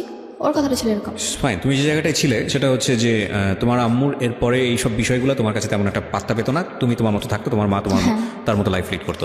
এবং তুমি সেখানে কি কনফার্ম ছিলে যে এরপরেও এই ধরনের ঘটনা ঘটছিল? হ্যাঁ, এরপরেও হতো। আমি পরে টেক কেয়ার করতাম। তোমাদের রুমটা কি খুব পাশাপাশি ছিল? পাশাপাশি বলতে আম্মুর রুম, তারপর একটা মাঝখানের রুম, তারপর আমার। তো তোমার রুমে একটা গ্যাপ ছিল। ওকে। পরে দেখি যে রাসেল আমাকে ইন্সপিরেশন দিতে থাকে যে তুমি তোমার মায়ের ব্যাপারে প্রতি রাতে এসে থাকে, কেন কিছু বলছো না, তুমি এতদিন কেন আমার এতগুলো কথা বলো না, প্রতি রাতেই লোক এসে থাকে, তুমি আবার কোনো লোক ছিল? এই লোকটা কোনো বিশেষ লোক ছিল নাকি র্যান্ডমলি চেঞ্জ হতো? এটা চেঞ্জ আপ বলতে তুমি কয়জন লোকের সঙ্গে জানো? আমি প্রথম দেখেছি 2 জন, পরবর্তীতে আরো 2 জন দেখেছি। ওকে, ঠিক আছে, বলো। হ্যাঁ, তো তারপর তোমাকে কি বলো? কন্টিনিউ 4 জন আসা যাওয়া করতো। পরবর্তীতে যখন আমি রাসেলের সাথে জিনিসটা প্রথমে শেয়ার করতে চাইনি, পরে ওর অনেক জোর জবরদস্তির কারণে পরের সাথে যখন শেয়ার করলাম, পরে দেখলাম যে আমি যে ওর কাছে ব্যাপারগুলো শেয়ার করলাম সেই কথাগুলো ওকে আমাকে বলে দিছে। অ্যান্ড তখন তো আমার উপর আরও বেশি টর্চার। তোমার মা এসে কি বললো বিষয়টা নিয়ে? আমার মা এসে আমি ঘুমিয়েছিলাম, এসে আমার হাত ধরে টেনে তুলছে। পরে আমি বললাম যে কী শুরু করছো তুমি এগুলো, আমাকে এরকম বলতেছে। তখন যে আমি কী শুরু করলাম, বলে কি যে তাহলে তো একটা কাজ করতে পারো, মাইক নিয়ে মসজিদে গিয়ে মাইক নিয়ে ফুল এলাকাকে জানো আমি কি করি না করি, আর তোমার কথা কেউ বিশ্বাস করবে না, কজ ছোটোবেলা থেকে আমি এলাকা মানুষ হয়েছি, তো আমার কথা সবাই বিশ্বাস করবে। আমার কথাটা ছিল এরকম যে আমি কি বলছি, মানে তখন আমি পুরো আমি কি বলছি আমি কিচ্ছু বুঝতে পারতেছি না। পরে বললো যে তুমি কি মনে করো আমি কি কিছুই জানি না, আমি তো সবই জানি, তুমি রাসেলকে এইসব কথা বলছো, কেন বলছো এগুলা, কী চাও তুমি এগুলা। তো পরে আমি বললাম যে আমি কি বলছি তুমি রাসেলকে ডাক দাও, তারপর জিজ্ঞেস করি। পরে রাসেল আসলো, পরে রাসেল আসার পর আমি জিজ্ঞেস করলাম আমি আপনাকে কী বলছেন, আপনি আমার আম্মুকে কী বলছেন। পরে বললো যে দেখো আমি তো ওরকম ইন্ডিকেট করে কিছু বলিনি তোমার আম্মুকে, জাস্ট এটুকুই বলছি যে কেন উনি এগুলো করে, এগুলো তোমার উপর খারাপ এফেক্ট পড়ে। মানে সে বুঝাচ্ছে যে সে আমার উপর অনেক টেক কেয়ারিং, সে আমার অনেক টেক কেয়ার করে, এই কারণে আম্মুকে বুঝাতে চাইছে, কিন্তু এই জিনিসটা তো আমার উপর ভালোভাবে ইফেক্ট করতেছে না। অ্যান্ড তার প্রতি আমার একটা বিশ্বাস হয়ে গেছে যে না, উনি হয়তো আমার টেক কেয়ার করতেছে। দ্যাট মিনস তুমি কি তাকে তখন লাভ করো? হ্যাঁ, তখন তাকে লাভ তোমাদের করি। দ্বিপাক্ষিক বিষয়টা যেরকম মানে মিউচুয়ালি ছিল যে না দুজন দুজনকে লাভ করো? হ্যাঁ, দুজন দুজনকে লাভ করি, এটা আমাদের মিউচুয়াল ছিল। কিন্তু আমি কখনো সহ্য করতে পারতাম না যে সে আমার আম্মুর সাথে কথা বলে। Biggest mistake, another biggest mistake এর সাইডটা থেকে। কারণ ও কিন্তু জানতো যে রাসেলের সঙ্গে ওর মায়ের এরকম একটা সম্পর্ক আছে, এবং ওর মায়ের জায়গাটা থেকে এটা বিশ্বাস করা খুবই কঠিন যে রাসেলের সঙ্গে তার সম্পর্কটা ভাই ভাইয়ের মতো। কিন্তু তারপরে ও জড়িয়ে গেছে বিকজ অফ ওর এজটা খুব সেন্সিটিভ একটা এজ। ও মাত্র ক্লাস 9-এ পড়ে, এবং ওই সময়টাতে যে ওকে সাপোর্ট দিবে, যে ওর পাশে একটু হলেও দাঁড়াবে, যে ওর সাথে একটু ভালো কথা বলবে, তার প্রতি ও দুর্বল হবে। এই বয়সটা এরকম, এবং সেটাই হয়েছে, এবং ইটস আ বিগেস্ট মিস্টেক। কিন্তু কিছু করার নেই, কারণ ও ধরা, ওর বয়সের কাছে ধরা। এগুলো একটু খেয়াল রাখতে হবে। হ্যাঁ, এটা একটা অ্যানাদার পয়েন্ট। ওকে, বলেন তো তারপর। তারপর রাসেলের সাথে আমার ঘোরাফেরা এরকম চলতেছে। তো একদিন আম্মু জানতে পারে যে আমি রাসেলের সাথে বাইরে ঘুরতে গেছি। অ্যান্ড বাসায় আসার পর আম্মু যখন জিজ্ঞেস করলো কোথায় গেছিলাম, পরে আমি বললাম যে বাইরে গেছিলাম। আমি মিথ্যে বলি আম্মুকে, পরে আম্মু বলে যে আমি তো জানি তুমি রাসেলের সাথে বাইরে গেছো। আমি অবাক হয়ে যাই, কী করে জানলাম। পরে রাসেল এসে আম্মুকে কোনোভাবে ম্যানেজ করে। তো রাসেলকে আম্মু এতটাই বিশ্বাস করতো যে রাসেল যদি বলতো যে না আমি আপনার মেয়েকে নিয়ে পালিয়ে গেছি, তারপরে যদি এসে বলতো যে না আমি ওকে জাস্ট নর্মালি দেখতে নিয়ে গেছি জায়গাটা, ওটাই বিশ্বাস করতো আমার আম্মু। তো এতটা বিলিভ করতো। আর এর মধ্যে তো 4-5 জনের সাথে আমার অলরেডি রিলেশন চলতেছে, তাও রাতে। এগুলো তুমি রাসেলের সাথে শেয়ার করতে? হ্যাঁ, এগুলো আমি রাসেলের সাথে, এরপর থেকে আমি আমার টোটালি সব কিছু ওর সাথে শেয়ার করতাম। তো রাসেল এগুলো জানার পরে কি বলতো? জানার পর ওর সাথে যদি আমার সাথে কথা হতো, মানে আমার পরবর্তীতে আমাদের রিলেশনে যখন 6-7 মাস কেটে গেছে, তখন এরকম চলতে থাকে। পরবর্তীতে আমার জিনিসগুলো খুব মানে করার না একটা খারাপ ভাবে যে তোমার সাথে আমার রিলেশন, আমার একটা গার্লফ্রেন্ড বয়ফ্রেন্ড নর্মালি যতটুকু কথা বলা দরকার তাদের নিজেদের ব্যাপারে, সেই জায়গায় কিনা আমরা 4-5 ঘন্টা শুধুমাত্র আমার মায়ের ব্যাপার নিয়েই কথা বলি। তখন তুমি জিনিসগুলো অ্যাভয়েড করার চেষ্টা করতে, যে আমি এগুলো অ্যাভয়েড করি। কিন্তু দেখতাম যে আমি যত অ্যাভয়েড করতেছি, ও ততই বেশি আমার প্রতি আরো মানে রাগ দেখাচ্ছে, শুনতে চাচ্ছে, আমার সাথে কথা বলতো না যে কেন তুমি তোমার মায়ের ব্যাপার আমাকে বলছো। মানে বিষয়টা তোমাদের সম্পর্কটা এমন ছিল যে কাল রাতে বাসায় কি হয়েছে সেটা তোমার বয়ফ্রেন্ডের সাথে শেয়ার করা, এটাই মূল এজেন্ডা। হ্যাঁ, এটাই মূল এজেন্ডা। আমি এখানে একটা বিষয় একটু ইন্টারাপ্ট করি প্রিয় শ্রোতা। আজকে যে স্টোরিটা আমরা এখানে প্রচার করছি, সেখানে ওর সামাজিকতার কথা চিন্তা করে, এবং এই ধরনের স্টোরিতে শুধু সামাজিকতা না, যাতে করে এটা একটা স্বাভাবিক পার্সপেক্টিভ থেকেও ওর নাম এখানে অন্য নাম ব্যবহার করা হয়েছে, ওর আসল নাম প্রকাশ করা হয়নি। ওর ভোকালটা যেটা আপনারা শুনতে পাচ্ছেন, এটা রিয়েল ভোকাল না, এটা আমরা রেডিও এন্ড থেকে চেঞ্জ করে দিয়েছি। দিস ইজ রেকর্ডেড স্টোরি, আমরা রেডিও এন্ড থেকে এটা চেঞ্জ করেছি। এবং শুধু তাই না, ও যত নাম এখানে ব্যবহার করছে, যত পরিচয় এখানে এসছে, প্রত্যেকটা জিনিস হচ্ছে ফেক। শুধুমাত্র স্টোরিটা ও যেভাবে বলছে ওর জায়গা থেকে রিয়েল, এবং যাতে করে ওর সামাজিকতায় কোনো সমস্যা না হয় সেজন্যই এই নামগুলো বা ওর ভোকালটা সব কিছু চেঞ্জ করা হয়েছে, এবং যাতে করে ওর সামাজিকতায় কোনো সমস্যা না হয়। আমরা মূল ঘটনা থেকে কী শিক্ষা নিব সেটাই হচ্ছে বিষয়। সেজন্য মূল ঘটনার দিকে আপনারা ফোকাস করুন। ও কে, কোন এলাকা থেকে আসছে, কি, এটা ফাইন্ড আউট করবেন না, ঠিক আছে? ওকে, বলো তারপর। তো এর মধ্যে আবার জানতে পারি যে আম্মু আমার ব্যাপারে যে 4-5 জনের সাথে তার রিলেশন ছিল, সে তাদেরকে কন্টিনিউ আমার ব্যাপারে খারাপ কথা বলে যেত। শুধু তাই না, আমার নানু বাড়িতে গেলে আমার টপিক থাকতো খারাপ ব্যাপার। আমার বাবার সাথে তো প্রতি রাতে মানে আল্লাহ 30 দিন যদি আমার বাবার সাথে তার কথা হতো, প্রতি রাতে আমার বাজে টপিক নিয়ে আব্বুর সাথে কথা হতো। অ্যান্ড আস্তে আস্তে আব্বুর মনটা বিষিয়ে তুলেছে যেটাকে বলে। হ্যাঁ, তো তুলতে এমন একটা পর্যায়ে চলে গেছে যে আমার সাথে বাবা টোটালি কথা বলতে চায় না। অ্যান্ড আমি পুরোপুরি খারাপ হয়ে গেছি, মানে খারাপ কি তার চেয়েও খারাপ হয়ে গেছে আমার বাবার কাছে এটা। তো তার কথা, আমি একটা হাজি মানুষ হয়ে কেন এরকম একটা খারাপ মেয়ে পেটে ধরছি, কেন জন্ম দিছি, তো এটা হচ্ছে মূল কথা। আমার মায়ের মানে বাবা মাকে এটা বলতো, অ্যান্ড মাঝে মধ্যে এটাও বলতো যে বান মেরে যে মানুষ মেরে ফেলে, আমার বাবা বলতো যে তোকে ওকে মেরে ফেল, তারপরে বাঁচায় রেখে কী লাভ। তো তারপরে রাসেলের সাথে যখন আমাদের রিলেশনটা 8 মাসের কাছাকাছি চলে আসলো, এরপরে দেখলাম যে না, আমার সাথে যতটা ওর উঠা বসা কথাবার্তা, তার চেয়ে বেশি আমার সাথে ঘনিষ্ঠতা। আমার বাসায় আসলে আমি আবার তখন কোচিং করতাম। তো আমি যেটুকু টাইম কোচিংয়ে থাকতাম, ওইটুকু টাইম আমার বাসায় থাকতো। আমি আসার আগে চলে যেতাম। এটা আমি আমার ভাইয়ের কাছ থেকে শুনি। পরবর্তীতে আবার দেখলাম যে আমি যদি স্কুলে যাই, আমার স্কুল থাকতো মানে 7টা থেকে 7:30 থেকে পিটি শুরু হয়ে যেত, তা আমাকে 7টার মধ্যে উপস্থিত থাকতে হতো। 6:30 থেকে বাসা থেকে বেরিয়ে যেতাম। তখনও আমার বাসায় আসতো, আর আমার স্কুল ছুটি হতো 1:15-তে, মানে আমার আস্তে আস্তে বাসা যেতে যেতে এরকম 1:45 বেজে যেত। তার আগেও চলে যেত বাসা থেকে। এই জিনিসগুলো আমার খুবই খারাপ লাগে। অ্যান্ড পরবর্তীতে রাসেলের ম্যাটার নিয়ে প্লাস বাদবাকি যে ম্যাটারগুলো ছিল ওগুলো নিয়ে আম্মুর সাথে আমার তর্ক লাগতে থাকে। তো পরবর্তীতে আম্মু বলে যে তাহলে তোর বাসায় খাওয়া দাওয়া বন্ধ, তুই বাসায় খাওয়া দাওয়া করবি না, জাস্ট তোর থাকতে দিলাম দয়া করে আমার বাড়ি দেখে। আর কথায় কথায় আমাকে শুনতে হতো এটা তার বাড়ি, মানে বাড়িটা আসলে ওনার নামে ছিল। হ্যাঁ ওনার নামে। আর কথা বলতে একটাই যে এটা তোর বাবার বাড়ি না যে তুই তোর নিজের পছন্দ মতো চলবি আর তুই তোর কথাগুলো বলবি আমি এগুলো অ্যানাদার শুনবো। পয়েন্ট, অ্যানাদার ইম্পর্টেন্ট পয়েন্ট প্রিয় শ্রোতা, যে এখানে বাবার শক্ত হওয়ার সুযোগ ছিল কিনা আদৌ?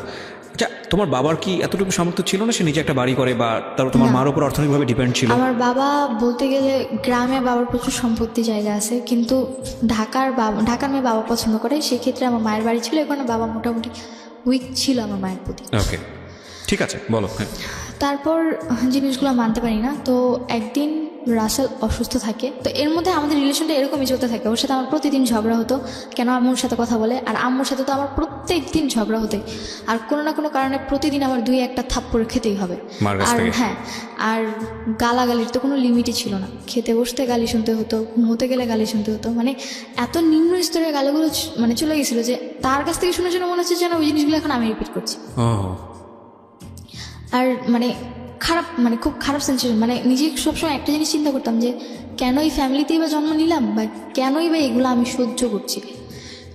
তো তারপরে যখন আমি অতিরিক্ত উইক হয়ে পড়ি রাসেলের ওপর, তো আমি টোটালি ওর না করে যে তুমি আমার মায়ের সাথে টোটালি কোনো কন্ট্যাক্ট করতে পারবে না। এবার তোমার বোন হোক, মা হোক, বাপ হোক, চাচা হোক, যাই হোক না কেন, বা তোমার আত্মীয় রক্তের কেউ হোক, তুমি কারোর সাথে আমি ছাড়া দুনিয়া সবার সাথে যোগাযোগ করে একমাত্র আমার মা ছাড়া। আর আমার মায়ের প্রতি আমার এমন একটা ঘৃণা নিজের মধ্যে জন্মে গেলো যে আমি দুনিয়ার একটা নিকৃষ্ট মানুষকে সহ্য করতে পারবো, কিন্তু তাকে করতে পারবো না। ওকে ওকে। তো মায়ের তো অলরেডি এরকম রিলেশন চলছে।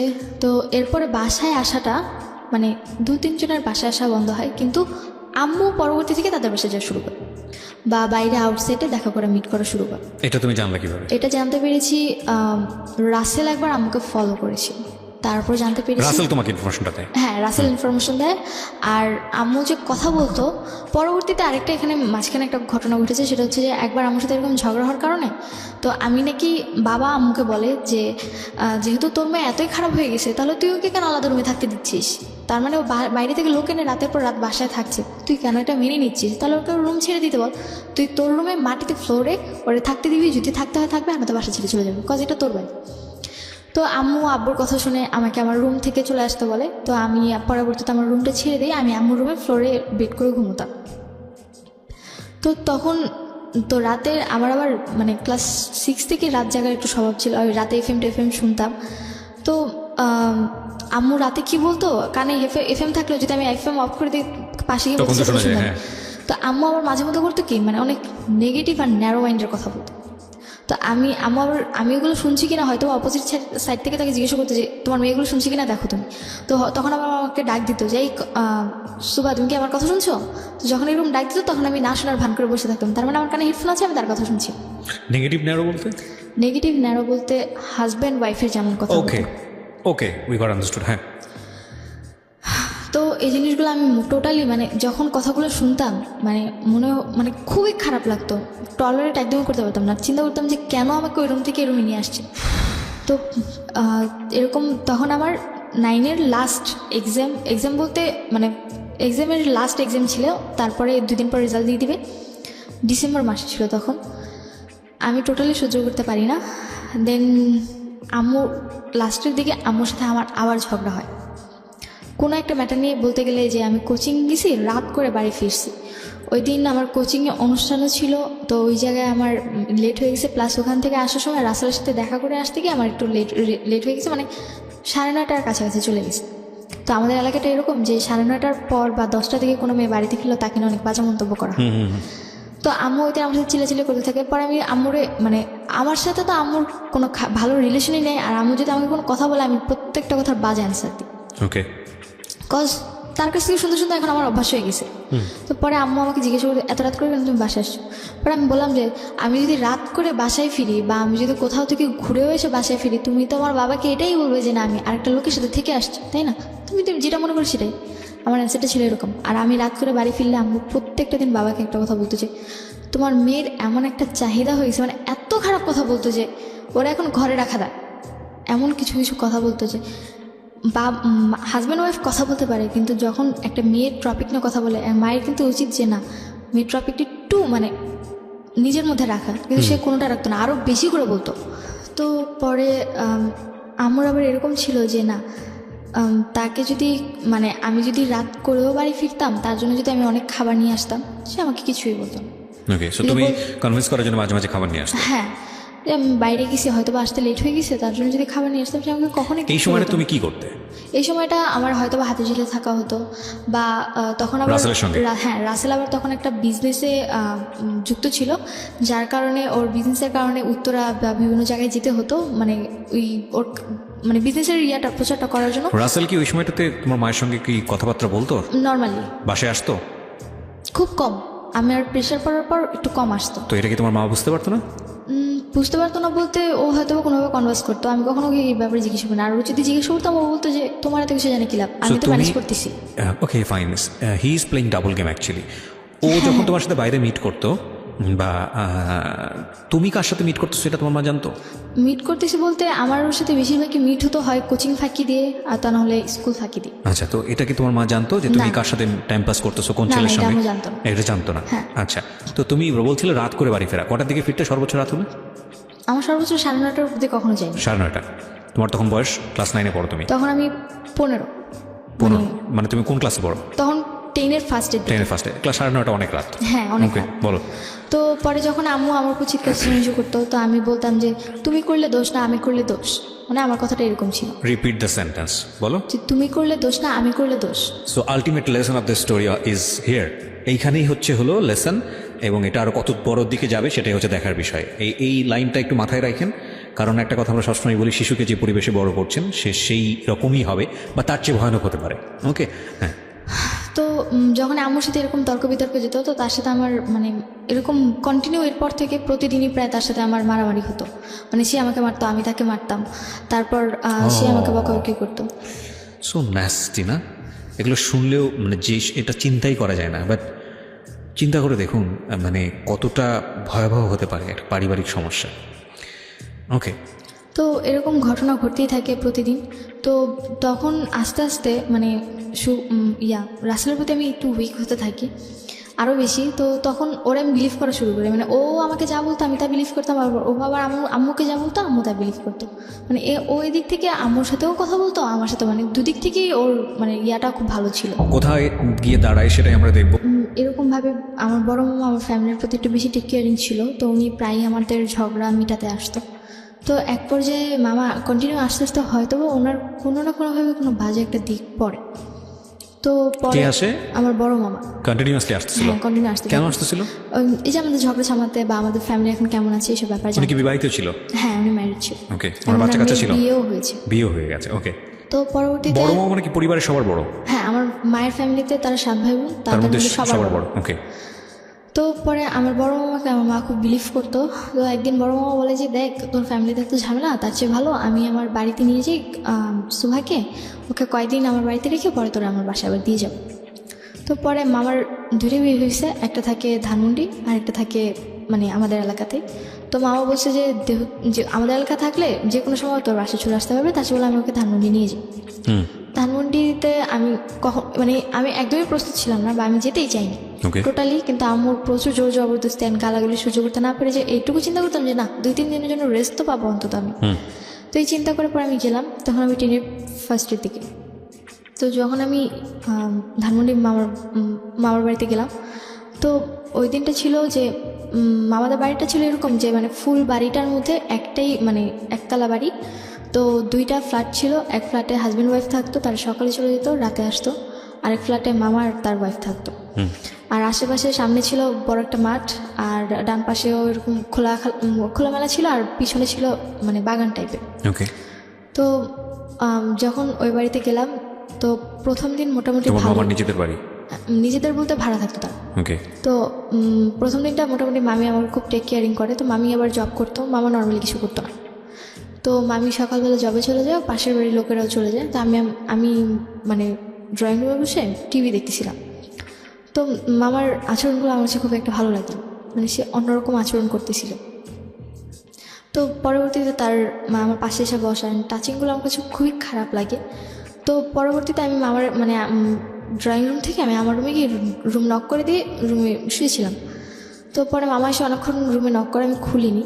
পরে বললো যে মানে ভয় দেখাচ্ছিল, যদি তুই না খুলোস তাহলে কিন্তু আমি তোকে পুলিশে দিয়ে দিব, বা তোর কিন্তু একটা ক্ষতি করে ফেলবে, এরকম কথা বলছিল। তবু আমি খুলিনি। তখন আমার কাছে ফোন নেই, তখন আমার ফোন নিয়ে গেছে আম্মু।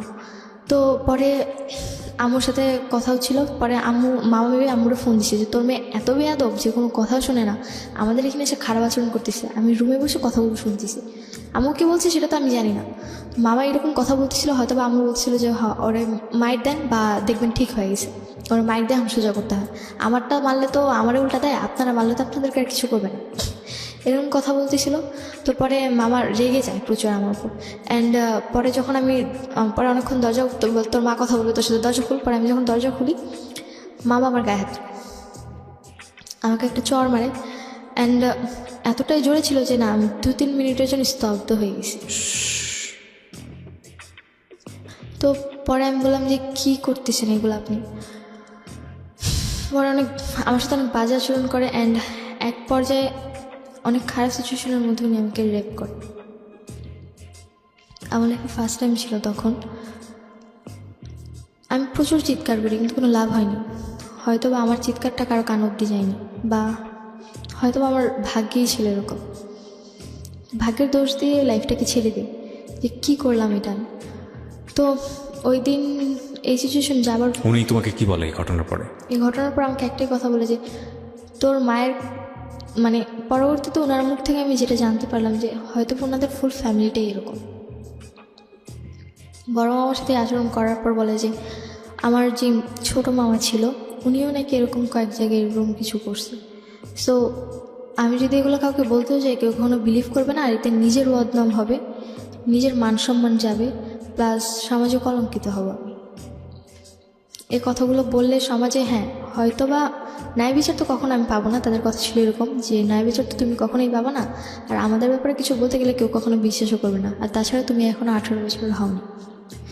তখন আমার সবচেয়ে বড় তখন এটাই মনে করতাম যে কেন আমি 18 বছরের আগে আমার জীবনে এগুলো আসতেছে, সহ্য করতে পারিনি। তারপর বাসায় আসলাম।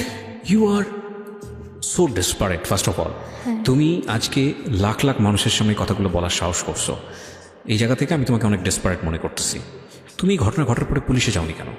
আমি গিয়েছো তুমি? পরে গেছি, অনেক আমরা আগাই প্রিয় শ্রোতা। হ্যাঁ, তো পরে আমি বাসায় আসার পর 2-3 দিন কোনো কথা নেই। অ্যান্ড যে জিনিসটা আমার কাছে অনেক কষ্টকর ছিল, ফার্স্ট টাইম আমার লাইফে এরকম কিছু অনেক পেইনফুল ছিল। পরবর্তীতে রাসেলের সাথে আমি ব্যাপারটা শেয়ার করি। ওটা কি ইন দ্য মিন টাইম ঘটনা ঘটার পর শেয়ার করেছো? পর বলতে 4-5 দিন পর। ওকে। তো যখন আমার বাসায় এসে পরে আমি ওর কথাগুলো বললাম অ্যান্ড দেখলাম যে ও আমার কথাগুলা মনোযোগ দিয়ে না শুনে আমার কথাগুলো নেগেটিভলি নিচ্ছে, কেন করছে, কিভাবে করছে। আমি এক্স্যাক্টলি মানে ও বেসিক্যালি ওই ঘটনাগুলো মোমেন্টটা জানার চেষ্টা করতেছে, ওই মোমেন্টটা থেকে এক ধরনের মজা নেবার চেষ্টা করতেছে। এক্স্যাক্টলি। ওকে, তারপর? যেটা আমি কোনোভাবে বলতে পারতেছিলাম না, আমার নিজের কিছু গিল্টি ফিল হচ্ছিল যে আমি এগুলো কিভাবে বলবো একটা মানুষকে। ও আসলে সেক্সুয়ালি একটা বিকৃত মানসিকতার ছিল, টু বি অনেস্ট যতটুকু ওর কাছ থেকে জানতে পেরেছি, যদি সত্যি হয়ে থাকে তাহলে এটা মোটামুটি ক্লিয়ার। নইলে একটা মেয়ে যখন এরকম একটা সিচুয়েশনে পড়ে তখন তার কাছ থেকে এত কিছু কোয়ারি করা এবং সেটা আমি তোমার কথাটা যতটুকু বুঝতে পেরেছি ওই মোমেন্টটা সম্পর্কে বেশি বেশি জানতে চাচ্ছিল। ও আসলে বিকৃত মানসিকতা ছিল, এছাড়া আর কিছুই বলা যায় না। তো পরে এই ব্যাপারগুলো আমি ওর সাথে ওরকমভাবে শেয়ার করতে পারিনি, যার কারণে আমার খুব রেগে যায়। রেগে যায়, আমার কাছে উল্টাপাল্টা অনেক কথা বলে। অ্যান্ড পরবর্তীতে আমি ওরে কথাটা বলতে আমার মনে হয় যে 2 সেকেন্ডও লেট করিনি, এর মধ্যে ওকে কথাগুলো আমাকে বলে দিছে, যে কথাগুলো আমি কার সাথে শেয়ার করতে চাচ্ছিলাম না। তোমার এই আনএক্সপেক্টেড যে ঘটনাটা সেটা তোমার মাকে বলে দিয়েছি। তো আম্মুকে যখন ব্যাপারগুলো বলে, আম্মু সাথে সাথে আমার রুমে আসে, ও চলে যায়, তারপর আমার রুমে এসে বলে যে তো এতটা নিচে নামছিস যে তুই এখন আমার ভাইয়ের নামে ব্লেমটা শুরু করলি। আমি আমার কষ্টটা কারোর সাথে শেয়ার করতে পারতেছিলাম না, যে আমি এতটা বড় একটা প্রবলেমে পড়লাম যে অন্তত আমার মা আমার প্রবলেমটা শুনছে না, আমাকে উল্টো ব্লেম দিচ্ছে যে আমি তার ভাইয়ের নামে কেন ব্লেম দিচ্ছি। অ্যান্ড 4-5 দিন কি 1 সপ্তাহের মতো আমি ঘর থেকেই বের হই না, ঘরেই থাকি। তারপর আমার এক্সাম পড়ে যায়, 10-এর ফার্স্ট ইয়ার এক্সাম এপ্রিলে পড়ে। তো পরে আমার এক্সাম দিন ছিল, ওই দিন আমার অ্যাকাউন্টিং এক্সাম ছিল। অ্যান্ড দিনটা ছিল মেবি মঙ্গলবার দিন ছিল। ওই দিন রাসেল অনেক অসুস্থ ছিল। আমার ঠিক এরকম একটা ঘটনার পরপরই অসুস্থ ছিল, তো আমার চিন্তা ছিল যে ও তো মেসে থাকে আর ওরকম ঠিকভাবে খাওয়া দাওয়া করতে পারে না। তো আমি আমাকে টিফিনের জন্য বা আমাকে যাওয়া আসা যাতায়াতের জন্য যে টাকাটা দেয় ওটা দিয়ে আমি হয়তো ওর জন্য ভালো কিছু কিনে ওকে দিয়ে আসি। একটু থামাচ্ছি, এত বড় একটা ভয়ানক দুর্ঘটনা ঘটালো রাসেল, যেটা তোমার মাকে জানানোর কথা ছিল না, জানানোর পরে তোমার মা এসে তোমাকে টর্চারটা করলো, যেখানে তুমি রাসেলকে বলেই দিয়েছো যে তোমার এই বিষয়গুলো নিয়ে যেন কোনোভাবেই বিষয় তো না, তোমার তো দূরের কথা, সে তোমার মার সাথে যেন যোগাযোগ না করে। সেখানে তোমার এরকম একটা সেন্সিটিভ বিষয় রাসেল তোমার মাকে জানিয়ে দিয়েছে, তারপরে তুমি রাসেলের সঙ্গে এতটা ভালোবাসা কেন দেখাতে যাচ্ছ? ভালোবাসা বলতে যে তখন আমার মাথায় এটা ছিল না যে না ওকে কি করবে, আমার জাস্ট একটাই চিন্তা ছিল যে তার উপর আমি ওর উপর রেগে গিয়েছিলাম, কিন্তু ও এর মধ্যে অসুস্থ হয়ে পড়ে। সামহাও তুমি ওর প্রতি উইক ছিলা এবং তুমি এটা করেছো, এটা ভুল ছিল না শুদ্ধ ছিল সেটা আপনারাই জাজ করবেন। আমার জায়গা থেকে তো মারাত্মক ভুল, যে কারণেই সিক্রেটস, কিন্তু ও এটা করেছে। হ্যাঁ বলুন। তারপর আমি ওই দিন এক্সাম দিতে যাই, আমার অ্যাকাউন্টিং এক্সাম। তো আমার কোশ্চেন দেখে আমি খুব খুশি যে আর কারো কী কমন আসছে এটা না, আমি অলওয়েজ আমার পরীক্ষার হলে আমার এতটা ব্যাড লাগ ছিল, আমার স্কুল লাইফটা এতটাই খারাপ ছিল যে কখনো আমি কারো হেল্প পাইনি। এক্সাম হলে যে একজন আরেকজনের হেল্প পায় ওই জিনিসটা আমার কখনোই ছিল না। আমি যতটুকু পাস করে আজ পর্যন্ত আসছি পুরোটা নিজের দক্ষতা। তো ওই দিনও আমার এক্সাম পেয়ে আমি খুব খুশি যে আমার ফুল কমন আসছে। আমার জাস্ট এইটুকুই যে আমি কোনো মতে পাস মার্কটা উঠাবো, এরপরেই আমাকে যেই হোক তাড়াতাড়ি করে যেতে হবে। অন্তত 1 ঘন্টা আগে এক্সাম হল থেকে বের হয়ে ওর বাসায় গিয়ে ওরা কিছু দিয়ে আমার বাসায় যেতে হবে আবার। তো আমি ওই দিন এক্সামটা 2 ঘন্টার মতো কমপ্লিট করি। 4টা এক্সাম ফুল 4টা মার্কস ফুল দিয়েছি, 40 আমার যেটা 40 যতটুকু অ্যান্সার করছে আমার ফুল অ্যান্সারটাই আসবে। তো আমি এরপর এক্সাম হল থেকে বের হয়ে যাই। ওই জিনিসটা আমার মামি আবার ফলো করে যে এক্সাম হলে ঢুকে এক্সাম আমার 3 ঘন্টা, সেই জায়গায় আমি কিনা 2 ঘন্টার এক্সাম দিয়ে বের হয়ে গেছি। কোথায় যাচ্ছি, মামি আবার আমাকে ফলো করে। তো মামি ফলো করে পরে আমি মেন রোডের দিকে ফলো করে। মামি। কোন মামি? এটা হচ্ছে আমার মেঝো মামার ওয়াইফ। আচ্ছা। তো সবাই তোমার সম্পর্কে একটা নেগেটিভ পারসেপশন, সুতরাং সবাই ফলো করে। ওকে। তো পরে দেখলো যে আমি একটা দোকানে ঢুকলাম, ঢুকে রুটি কিনলাম আর বাইরে থেকে কলা কিনলাম। তো আর মেডিসিন যেটা নর্মালি কিনে যাচ্ছি। তো মামি আমাকে অনেকক্ষণ ফলো করে। তো ফলো করার পর মামি দেখলো যে আমি শুভর বাড়ির সামনে এসে একটা ফ্যাক্সিলোডের দোকান থেকে। শুভকে? শুভ বলতে রাসেলের ফ্রেন্ড। ওকে, রাসেলের ফ্রেন্ড। হ্যাঁ। তো ওর নাম্বার আমার মুখস্থ ছিল। তো আমি ফ্যাক্সিলোডের দোকান থেকে শুভকে ফোন করছি যে শুভ ভাই আপনি কোথায় আছেন? পরে বললো যে আমি তো বাড়িতেই আছেন। বলে কি রাসেল কি আসে? তাহলে আমি আসতাম। ওর ফোনে ফোন দিচ্ছি, ফোনটা সুইচ অফ। ওর ফোনটা সুইচ অফ ছিল। তো পরে শুভ ভাই বলতেছে যে কই, আমিও তো ওর ফোনে দিয়ে পাচ্ছি না, আর ও তো বাসায় নেই, ও তো আরও 2 ঘন্টা আগে বের হয়ে গেছে। তখন আমার মাথায় একটা জিনিসে কাজ করতেছিল, আমার পরীক্ষা 2 ঘন্টা আগে, তার আমি 2 ঘন্টা আগে বের হয়েছি, ও 2 ঘন্টা আগে কোথায় গেছে? নিশ্চয়ই তোমার বাসায় আসছে। আমি ওই জায়গার একটা সেকেন্ডও লেট করলাম না। মামি জাস্ট ওইটা দেখলো আমাকে ফ্যাক্সিলোডের দোকানে কথা বলতে। মামি আমার সাথে আম্মুকে ফোন করছে। আম্মুর ফোনটা তখন সুইচ অফ ছিল। আমার লাকটা এত ভালো ছিল যে হয়তো বা কিছু জানার জন্য আল্লাহ আমাকে এই জায়গায় হেল্প করছে। ওকে। এবং ভয়ানক কিছু একটা আমরা দেখতে চাচ্ছি, এটা আমরা খুব ভালো করেই বুঝতে পারছি। তো আমি যখন শুভ ভাইয়ের কাছ থেকে এই ইনফরমেশনটা পাই, আমার মাথা আর কোনো কাজ করে না। আমাকে যেভাবে হোক বাড়ি পৌঁছতে হবে, এবার 1 ঘন্টায় হোক বা 5 মিনিটে হোক। তো আমি যে ফ্যাক্সিলোড থেকে ফোন করেছিলাম সেখান থেকে আমার বাসাটা বেশি একটা দূরে ছিল না। তো আমি যেহেতু এলাকা ছোটোবেলা থেকে বড় হয়েছি, সেক্ষেত্রে আমাকে কিছু কখনো বলেনি। তো আমি ওখান থেকে দৌড় শুরু করি। তো আমি বাসার গলির সামনে গিয়ে এক পর্যায়ে হাঁপিয়ে যাই। তো ওখানে একটু দাঁড়াই যে আমাকে দৌড়ে যদি আমি বাসায় যাই তাহলে ওরা নক পেয়ে যাবে, আমাকে এমনভাবে যেতে হবে যে না আমি হঠাৎ করেই আসছি। তো পরে আমি বাড়িতে গেটটা আসলেই মনে হয় ওই দিন আমার লাকটা খুব ভালো ছিল।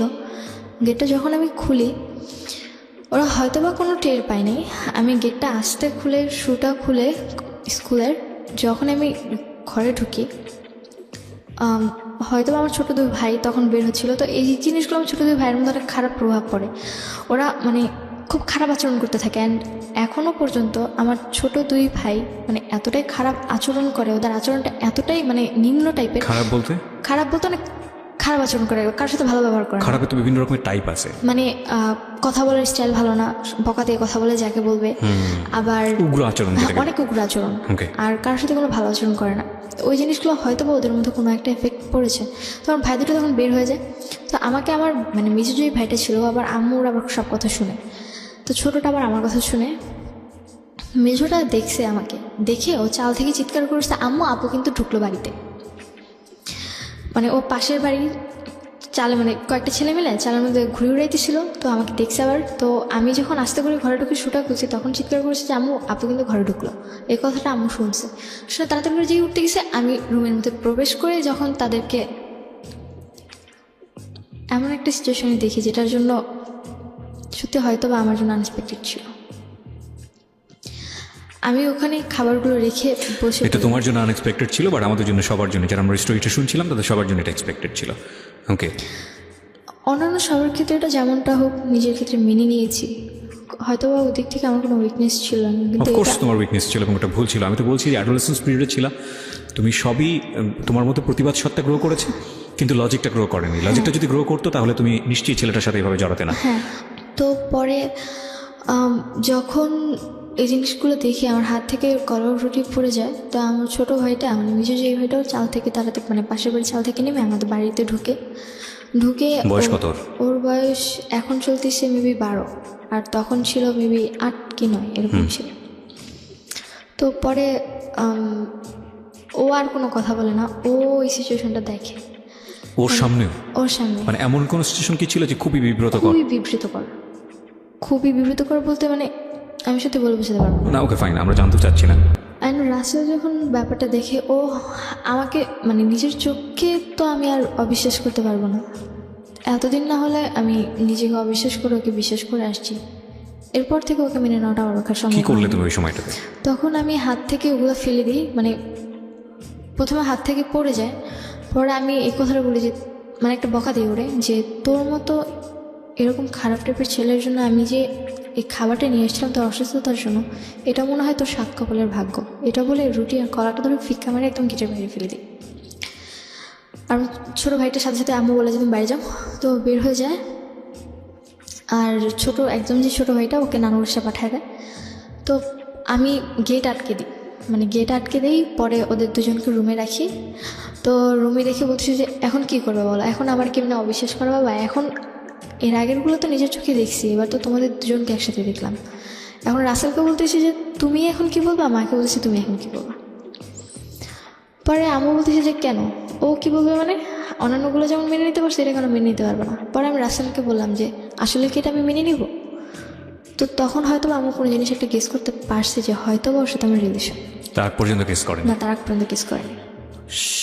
ম্যান, মানে মানে আমি totally speechless. Can you imagine the situation actually? এটা কি স্টোরি না অন্য কোনো কিছুই? আমি জীবনে এত গল্প শুনেছি মানুষের, এবং এত গল্প আমি প্রচার করেছি।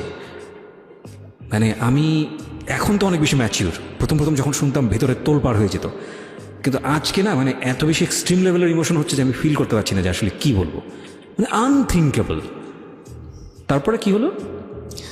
তারপরে রাসেলকে বললাম যে এগুলো করার মানে কি। পরে আমাকে বললো যে পরে আমাকে আর কিছু বলে না। পরে আমি আমার রুমে চলে আসি, এসে ড্রেস আপ চেঞ্জ করে আমি আম্মুর ফোনটা আম্মুর রুম থেকে নিয়ে এসে নানুকে ফোন দিই। আর রাসেলকেও বেরোতে দিই না আর আম্মুকেও বেরোতে দিই না। নানুকে ফোন দিই, পরে নানু আসে, পরে নানুরে বললাম যে দেখো এগুলো কি। নানু আমার সাথে চিলে করতেছি যে এগুলো কি, মানে তুমি আবার উল্টাপাল্টা কিছু করে আবার তো আমার মেয়ের গায়ে দোষ দিচ্ছ। তখন তো আমার কোনো সেন্স নেই। তখন আমি মানে লাঠি নিয়ে লাহুর যেটাকে বলে মানে যে আটা ইয়ে করে ওইটা নিয়ে রাসেল প্লাস আম্মু দুজনকে মারতে শুরু করি, যে আমার সেন্সে আর কিছু নানুর সামনে। নানু আটকাতে পারছিল না। পরে নানুর গায়ে লেগে যায়। দেন আমি স্টপ হয়ে যাই, যেহেতু নানুর গায়ে লেগে গেছে এরপর তো আমার আর কিছু বলার নেই। দেন আমি বললাম যে এখন আমি কী করবো বলো। নানুকে বলতেছি, ওরা বলতেছি যে তুই মরেই যা, তোর মতো মেয়ে থাকার চেয়ে তোর মতো নাতনির পরিচয় দেওয়ার চেয়ে না দেওয়া আমার অনেক ভালো। কি বলবেন, কাকে সুস্থ বলবেন, কাকে অসুস্থ বলবেন জানি না। ওকে, তারপর রাসেল আর কিছু না বলে বের হয়ে যায়। পরে এরপর থেকে রাসেল আমার প্রতি উইকনেসটা দেখানো শুরু করে যে না ও আসলে আমার প্রতি উইক। তো এই জিনিসটা আমার পক্ষে ওর প্রতি আর উইক হওয়ার কোনোভাবেই সম্ভব না। আমার পক্ষে মেনে নেওয়াই সম্ভব না যে না ওর মতো একটা মানুষকে আমি ভালোবাসি। তোমার মা কি বলতেছিল? তোমার মা তো বুঝলো তোমার সাথে সম্পর্ক ছিল, বুঝতে পেরেছে যে আমার সাথে রিলেশন। তখন আম্মু আবার মানে এটা বোঝাতে চাচ্ছিল যে একদিক থেকে এই জায়গায় দুজনে গেম খেলে আমার সাথে, শুভ চাচ্ছিল আমাকে বোঝাতে যে ও আমাকে অনেক লাভ করে, শুভ যা মিন্স হোয়াট, মানে রাসেলের ফ্রেন্ড? রাসেলের ফ্রেন্ড। ও বোঝাতে চাচ্ছিল যে ও আমাকে, মানে রাসেল আমাকে অনেক লাভ করে, কিন্তু ও যা করছে ওটা আমার আম্মু নাকি ওকে বাধ্য করছে, ফোর্স করছে। তখন আমার একটাই কথা ছিল, একটা ছেলে বা একটা লোক ছেলে একটা মেয়েকে রেপ করতে পারে, কিন্তু একটা মেয়েকে আদৌ একটা ছেলেকে রেপ করতে পারে? ওর কথাটা ছিল এরকম টাইপের। পরে যখন রাসেলের জিনিসগুলো বারবার করতে থাকে, আমার পক্ষে মানে ওর ডিপ্রেশনগুলো নেওয়া সম্ভব হচ্ছিল না। প্লাস বাড়িতে আম্মু বারবার চাপ দিচ্ছিল যে যখন নানুরা সবাই যে নিয়ে গেছে, এই ফার্স্ট টাইম আম্মুর মানে নানুদের সামনে এই জিনিসটা আসলো, তাও শুধুমাত্র নানুর সামনে। তাও নানু বিশ্বাস না করতে করতেও করেছিল লাস্ট অব্দি, কিছুটা হলেও তখন একটু শান্তি যে না আদৌ একটু হলেও করেছে, আমাকে বিশ্বাস যে আমি সবটা মিথ্যে বলছি না। তো পরে যখন আম্মু শুরু করলো যে আমাকে রাসেলের সাথে বিয়ে দিবে, কিন্তু আমার এক পর্যায়ে যে আমার পক্ষে ওকে বিয়ে করা সম্ভব না। ঘেন্না লাগতেছে, মানে টু বি অনেস্ট এটাই মুখ থেকে বের হচ্ছিল আমার, যে কাকে ঘেন্নাটা করবো। আমি সরি টু সে তোমাকে আমার ভালো লাগছে না, কারণ লাগছে না, কারণটা আমি বলি যে উইকনেসের তো একটা লেভেল থাকে। তুমি ডেফিনেটলি আজকে যা বলতে আসছো এখানে সব কিছু স্বীকার করবা, এবং তুমি এইরকম একটা কিছু দেখার পরেও রাসেলের প্রতি তুমি যদি বিন্দুমাত্র সিম্প্যাথি দেখাও, তাইলে আমি মনে করবো যে না, তোমার কিছু না কিছু প্রবলেম আছে। তুমি সেটা দেখাইছো, ডেফিনেটলি তুমি দেখাইছো। মানে এত ন্যাস্টি হয় কীভাবে একটা মানুষের স্টোরি। তারপর যখন আম্মু বিয়ে দেওয়ার জন্য প্রেশার দিচ্ছে, তো আমার পক্ষে কোনোভাবেই করা সম্ভব না। আর আমি কি করে একটা মানুষকে বিয়ে করবো যার সাথে কিনা আমার মায়ের অলরেডি সম্পর্ক হয়ে গেছে? তুমি দেখছো, দেখছি আমার নিজের চোখে দেখা, নিজেকে অবিশ্বাস কী করে করবো আমি? তো পরে মানে তারপরে থেকে লাইফে মানে এত পরিমাণে ডিপ্রেশন আসতে শুরু করলো, আমি আমার মোবাইল ভেঙে ফেলতাম, হাত কাটতাম, তারপর মাঝে মাঝে চেষ্টা করেছি ব্লেড নিয়ে হাত না কেটে নিজের গলায় দিয়ে দিই। একটা জিনিস খেয়াল রাখবেন প্রিয় শ্রোতা, আমরা সিচুয়েশনটাকে ডিনাই করতে পারি না। আমরা হয়তো ওকে হেট করব, আমরা হয়তো এটা শোনার পরে আমাদের গা ঘিনঘিন করবে, বাট সিচুয়েশন ইজ সিচুয়েশন, এবং এটা কারো ধারে না। যার জীবনে ঘটেছে সেই জানে। কোনোভাবেই ওকে সাপোর্ট করার কোনো সুযোগ নেই। কিন্তু বয়সটা খেয়াল করে দেখুন, তখন তুমি কিসের, যখন এই ঘটনাটা ঘটে তখন আমি 10-এর এন্ডে আছো, মানে 7 কি সেপ্টেম্বরে কি অগাস্টে। ওকে, ক্লাস 10-এর সময়টাতে, বয়স খুব বেশি হলে 15, 15.5 বা 16 দিকে যাচ্ছে। ওই সময়টাতে একটা মানুষের জীবনের প্রথম ভালোবাসা আমি বলবো, এটা প্রথম লাভই বলবো। ফার্স্টে যেটা হয়েছে ওটা কোনো লাভ ছিল না, এবং ও কতটা ইমোশনালি অ্যাটাচ ছিল, সন্দেহ ছিল তীব্রভাবে অবশ্যই, কিন্তু ইমোশনালি অ্যাটাচ থাকে। এই সময়ে একটা মানুষ লজিক্যালি অনেক বেশি ব্লাইন্ড হয়। একটা কথা আছে, লাভ ইজ ব্লাইন্ড। সেই সময়ে ওর লাইফে দুইটা ঘটনা, একটা হচ্ছে পৃথিবীর জঘন্যতম ঘৃণতম একটা ঘটনা, এবং সেই ঘটনাটা যাকে সে সবচেয়ে বেশি লাভ করে তার সঙ্গে। এখন এইটার ওর ব্যালেন্স করা ওর বয়সের জায়গাটা থেকে ইজ রিয়েলি ডিফিকাল্ট। এই জিনিসগুলো যেন একটু চিন্তা করি। হ্যাঁ, প্লিজ বলুন। তারপর রাসেলের বাবা আসছে, ওর ভাইরা আসছে, ওর কিসের জন্য আসছে? বিয়ের জন্য। আম্মু ওদেরকে ডাকা আনছে। তো পরে রাসেলের বাবা যখন আমার বাসায় আসছে, আম্মু বলতেছে তুমি রেডি হও, তোমাকে দেখতে আসবে আজকে। পরে বললাম তুমি জানতে না বিষয়টা? না, আমি জানতাম না। পরে আমাকে বলতেছি কে দেখতে আসবে? পরে বললো যে রাসেলের বাবা আসছে। পরে আমি নর্মালি বাসায় যেরকম থাকি সেম ওইভাবেই ছিলাম। আমার পক্ষে এই ঘটনা ঘটার কতদিন পরের ঘটনা এটা? এটা হওয়ার 1 সপ্তাহ কি মানে 8-9 দিন পর। তোমার মার সাথে যখন এই ধরনের একটা ঘটনা তুমি দেখলা, তোমার মার মধ্যে কোনো অভিভেদ কি ছিল রাসেলকে নিয়ে, রাসেলকে ঘৃণা করা বা ওকে? না না না, এরকম কিছু না। আম্মু উল্টো ওর সাথে কথা বলছে, কি বললাম, ওরা দুজন একসাথে আমাকে গেম, মানে আমার সাথে গেম খেলছে। আম্মু তখন আমাকে এটা বোঝাতে চাচ্ছে যে, আম্মু তখন জানছে যে রাসেলকে আমি ভালোবাসি। তারপর ওর বাবার কথাগুলো খুব ন্যারো মাইন্ডেড ছিল, বলতেছিল যে আমি আপনার মেয়েকে দেখে নিচ্ছি না, আমি আপনাকে দেখে আপনার মেয়েকে নিচ্ছি। তো তখন আমি তার বাবাকে, তোমার মুখ কি খুব কনভিন্সিং ছিল, মানে মানুষকে খুব সহজে কনভিন্স করে, ইজিলি কনভিন্স করে। মানে এই জিনিসটা মনে হয় একটা মানুষের পাওয়ার থাকে যেরকম, ওইরকম টাইপের। উনি যদি কারোর সাথে কথা বলে, আমি সুন্দর করে কনভিন্স করে ফেলতে পারি, এত সুন্দর করে কথা বলে যে মানে এখন চোখের সামনে যদি কোনো ঘটনা দেখে, ওর কথা শুনলে মনে করবে যে ওই ঠিক বলছে, যেটা দেখছে ওটা ভুল, মানে নিজে ভুল। এরকম অনেক পার্সোনালিটি আছে, এটা অস্বীকার করার কোনো উপায় নেই। এই কারণে আমার লাইফে আরো সবচেয়ে বেশি প্রবলেম যে আমি কাউকে কোনো বিশ্বাসই করাতে পারছিলাম না এমনভাবে। আর কান্না জিনিসটা আমার এমন একটা জিনিস যে সে কান্না করলে তার চোখের পানি দেখলে যে কেউ ভুলে যাবে, এরকম একটা সম্ভব তার এই কনভিন্সিং পাওয়ারটা আছে। তো যে রাসেলের বাবা যে কথাটা বললো, তারপর আমি রাসেলের বাবাকে ডিরেক্টলি কোশ্চেন করলাম যে আপনার ছেলের সাথে যদি আমার বিয়ে হয় সাপোজ, তখন আপনার ছেলের সাথে কি আমার মা সংসার করবে যে আপনি আমার মাকে দেখে আমাকে নিচ্ছেন? এই ধরনের কথা কি তুমি সরাসরি বলে দিয়েছি? আমরা একটা বিরতি নেব প্রিয় শ্রোতা, ছোট্ট একটা বিরতি। যদিও সে অনেক বড় একটা ভয়ানক রকমের বেয়াদবি করেছে এখানে, কিন্তু কোশ্চেনটা অনেক বেশি বোল্ড, এবং বোল্ড এই কারণে ও যেটা বলেছে সেটা ও সঠিক বলেছে, এবং সঠিক বলেছে এই কারণে যে আসল সিচুয়েশনটা তো আসলে তাই। বিয়ে যাকে করছে তাকেই তো দেখা উচিত, তার মাকে কেন দেখবে বা তার পরিবারের অন্য বিষয়কে কেন দেখবে? হ্যাঁ দেখবে অবশ্যই, কারণ সে যে সেই পরিবারে বড় হয়েছে সেটা অবশ্যই তাদের জন্য প্রয়োজন। কিন্তু যদি কোশ্চেনটা এরকম হয়ে যায় যে না মেয়ে ফ্যাক্ট না, ফ্যাক্ট হচ্ছে মেয়ের মা, তাহলে কোশ্চেনটা অবশ্যই লজিক্যাল। ওকে বলুন। তারপর যখন আমি রাসেলের বাবার সাথে এই বেয়াদবিটা করলাম, ওর বাবা আমার খুব রেগে যায়। তো পরে আমি এই ব্যাপারটা নিয়ে রাসেলের ফ্রেন্ড শুভর সাথে একটু কথা বলি যে ভাইয়া এগুলো কী হচ্ছে, আপনি বলেন এগুলো কি মেনে নেওয়া সম্ভব। যখন শুভ এই ব্যাপারটা জানতে পারে, আমার মায়ের ব্যাপারটা, রাসেলের ব্যাপারটা, তখন সে আমার বলে যে আসলে শুভা তোমাকে থাপ্পড় মারা উচিত। পরে আমি বললাম যে কেন ভাইয়া? বলে কি তোমাকে আমি এর আগে কয়েকবার থিংস দিছি। পরে আমি বলছি আপনি আমাকে কেমন থিংস দিয়েছেন যে যেটা আমি কিনা বুঝতেই পারলাম না।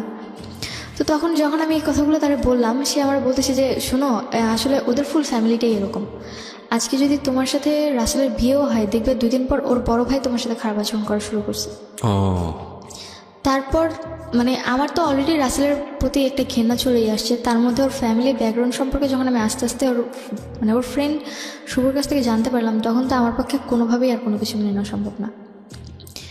তারপর আমি কি করব কিছু বুঝতে পারতেছিলাম না। এই কথাগুলো শোনার পর তাৎক্ষণিক আমি ওখান থেকে চলে এসে আর রাসেলের বাসায় যাই, মানে ওর মেসেজে ওর কলার ধরে, মানে যে গেঞ্জির টি শার্টটা পরেছিল ওটার কলার ধরে ওকে রাস্তায় নিয়ে এসে রাস্তার মাঝখানে ওকে একটু থাপ্পড় মারি যে তোর মতো ছিল এটাই প্রাপ্য। ওইটা বলে বাসায় এসে সহ্য করতে পারি না আসলে, যে আমি যারা এতটা বেশি লাভ করি তার ব্যাপারে আমি এমন কিছু জানলাম যেটা কিনা আমি এতদিনে জানতে পারলাম না। এত বড় ভুলটা আমি কেমনে করলাম, মানে তখন নিজের প্রতি এতটা বেশি ঘেন্না হচ্ছিল। আর মানে তখন মনে হচ্ছিল যে দুনিয়ার কাউরে আর ঘেন্না করার দরকার না, আমি নিজেই এনাফ আমার নিজের জন্য। তারপর কী করবো কিছু বুঝতে পারতেছিলাম না, মাথা পুরোপুরি খারাপ হয়ে গেছিলো, মোবাইল ভেঙে ফেলছি, প্লাস ঘরের মধ্যে মানে কিচ্ছু বুঝতে পারতেছিলাম না আসলে আমি করবোটা কি। তখন কোনো কিছু হাতে না পেয়ে পেলাম ব্লেড। হাতে ব্লেড পেয়ে আমার আর কোনো চিন্তা নেই। আমি আবার যে কোচিংয়ে পড়তাম ওই স্যার আবার মাঝে মধ্যে আমাদেরকে মানে সচেতন করার জন্য অনেক কথা বলতো। উনি একবার বলেছিল যে সুইসাইড করার জন্য অনেকে আছে যে মানে পানিতে ঝাঁপ দেয় বা কলাই দড়ি দেয়। আসলে এর চেয়ে সহজ উপায় হচ্ছে যে যদি কেউ হাতের শিরা কেটে দেয়, ক্লাসে বলেছে হ্যাঁ, যদি শিরা কেটে দেয় তাহলে 10 মিনিট সর্বোচ্চ, তাহলে এই 10 মিনিটের মধ্যে সে মারা যাবে, এটা কনফার্ম। তো সো এইসব ভুল যেন আমরা ভুলেও না করি, মানে এটা জাস্ট আমাদেরকে সচেতন করার জন্য করেছে। কিন্তু সচেতন করার জন্য বলে সে টেকনিক বলে দিয়েছে। টেকনিক বলতে এখন আমার কাছে ওটাই, এখন আমার মাথায় ওটাই। অনেক সময় ব্যাপারটা এরকমই, আসলে কেউ হয়তো সচেতন করার জন্য বলছে, কেউ হয়তো এটাকে নেগেটিভলি ব্যবহার করছে। তো তুমি ওটাকে কি করলা? আমি নেগেটিভলি নিয়েছি। ফাইন। আমি হাত কেটে ফেলি, অ্যান্ড হাত কাটার পর আমার আর কোনো সেন্স নেই, মানে শিরা কেটে ফেলি। হ্যাঁ, হাতে শিরা কেটে ফেলি। অ্যান্ড আমি ওটা কেটে মানে আমি আবার মানে হাত কেটে আমি আবার আমার রুমে গেছি। আমি এটা কেটেছিলাম আমার রুমে, তখন আমার রুমটা খালি ছিল। আমি আমার রুমে তো কাটতে দিবে না, আর স্বাভাবিক মরলে তো দোষ হবেই তাদের ঘাড়ে। ওই জন্য আমি আমার রুমে গিয়ে হাত কেটে দিছি।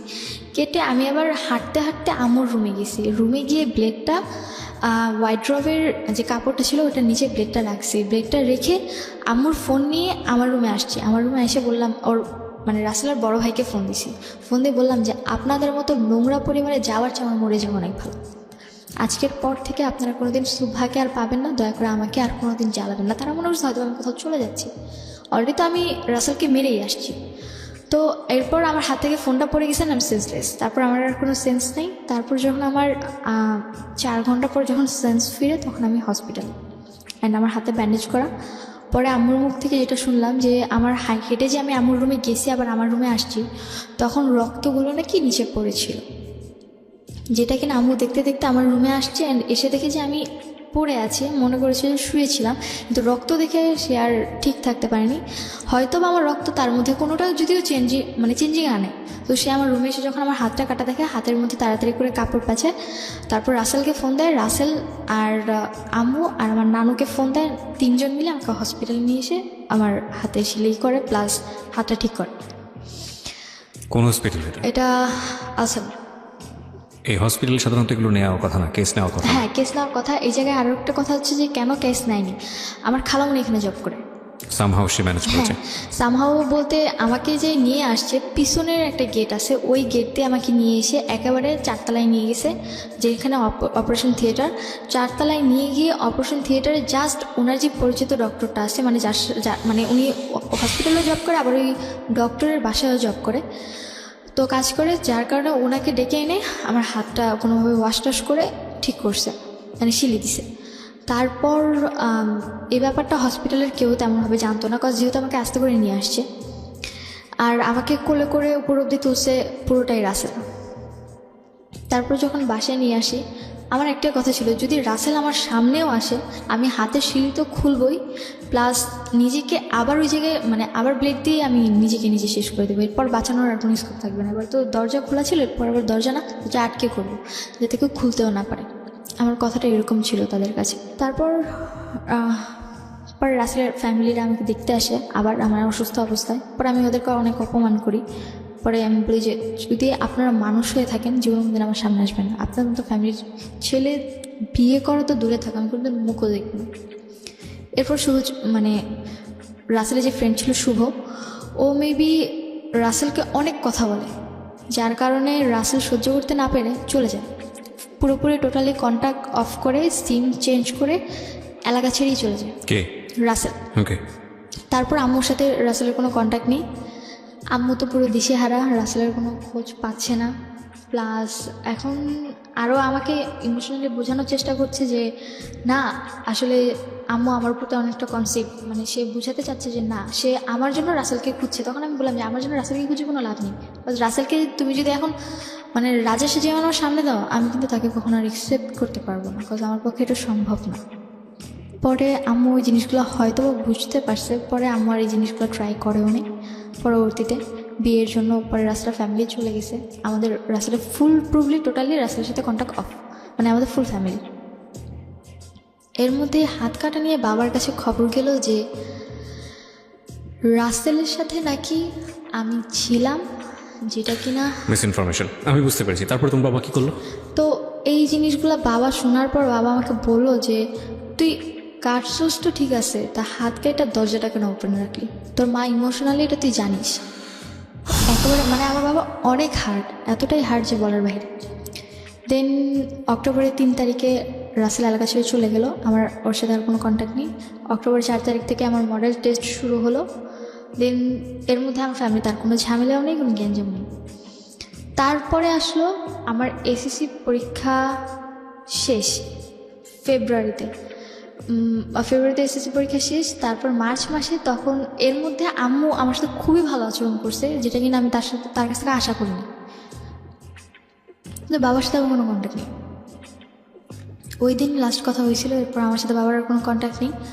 তারপর অক্টোবরের পর মানে ফেব্রুয়ারির পর এক্সামের শেষে এরপর দেখি যে আম্মু আবার সে আগের মতো ফোনে কথা বলছে, এখন বাসায় না আনে না, বাট বাইরে মিট করছে, বাইরে ঠিক মিট করছে, কথা বলছে।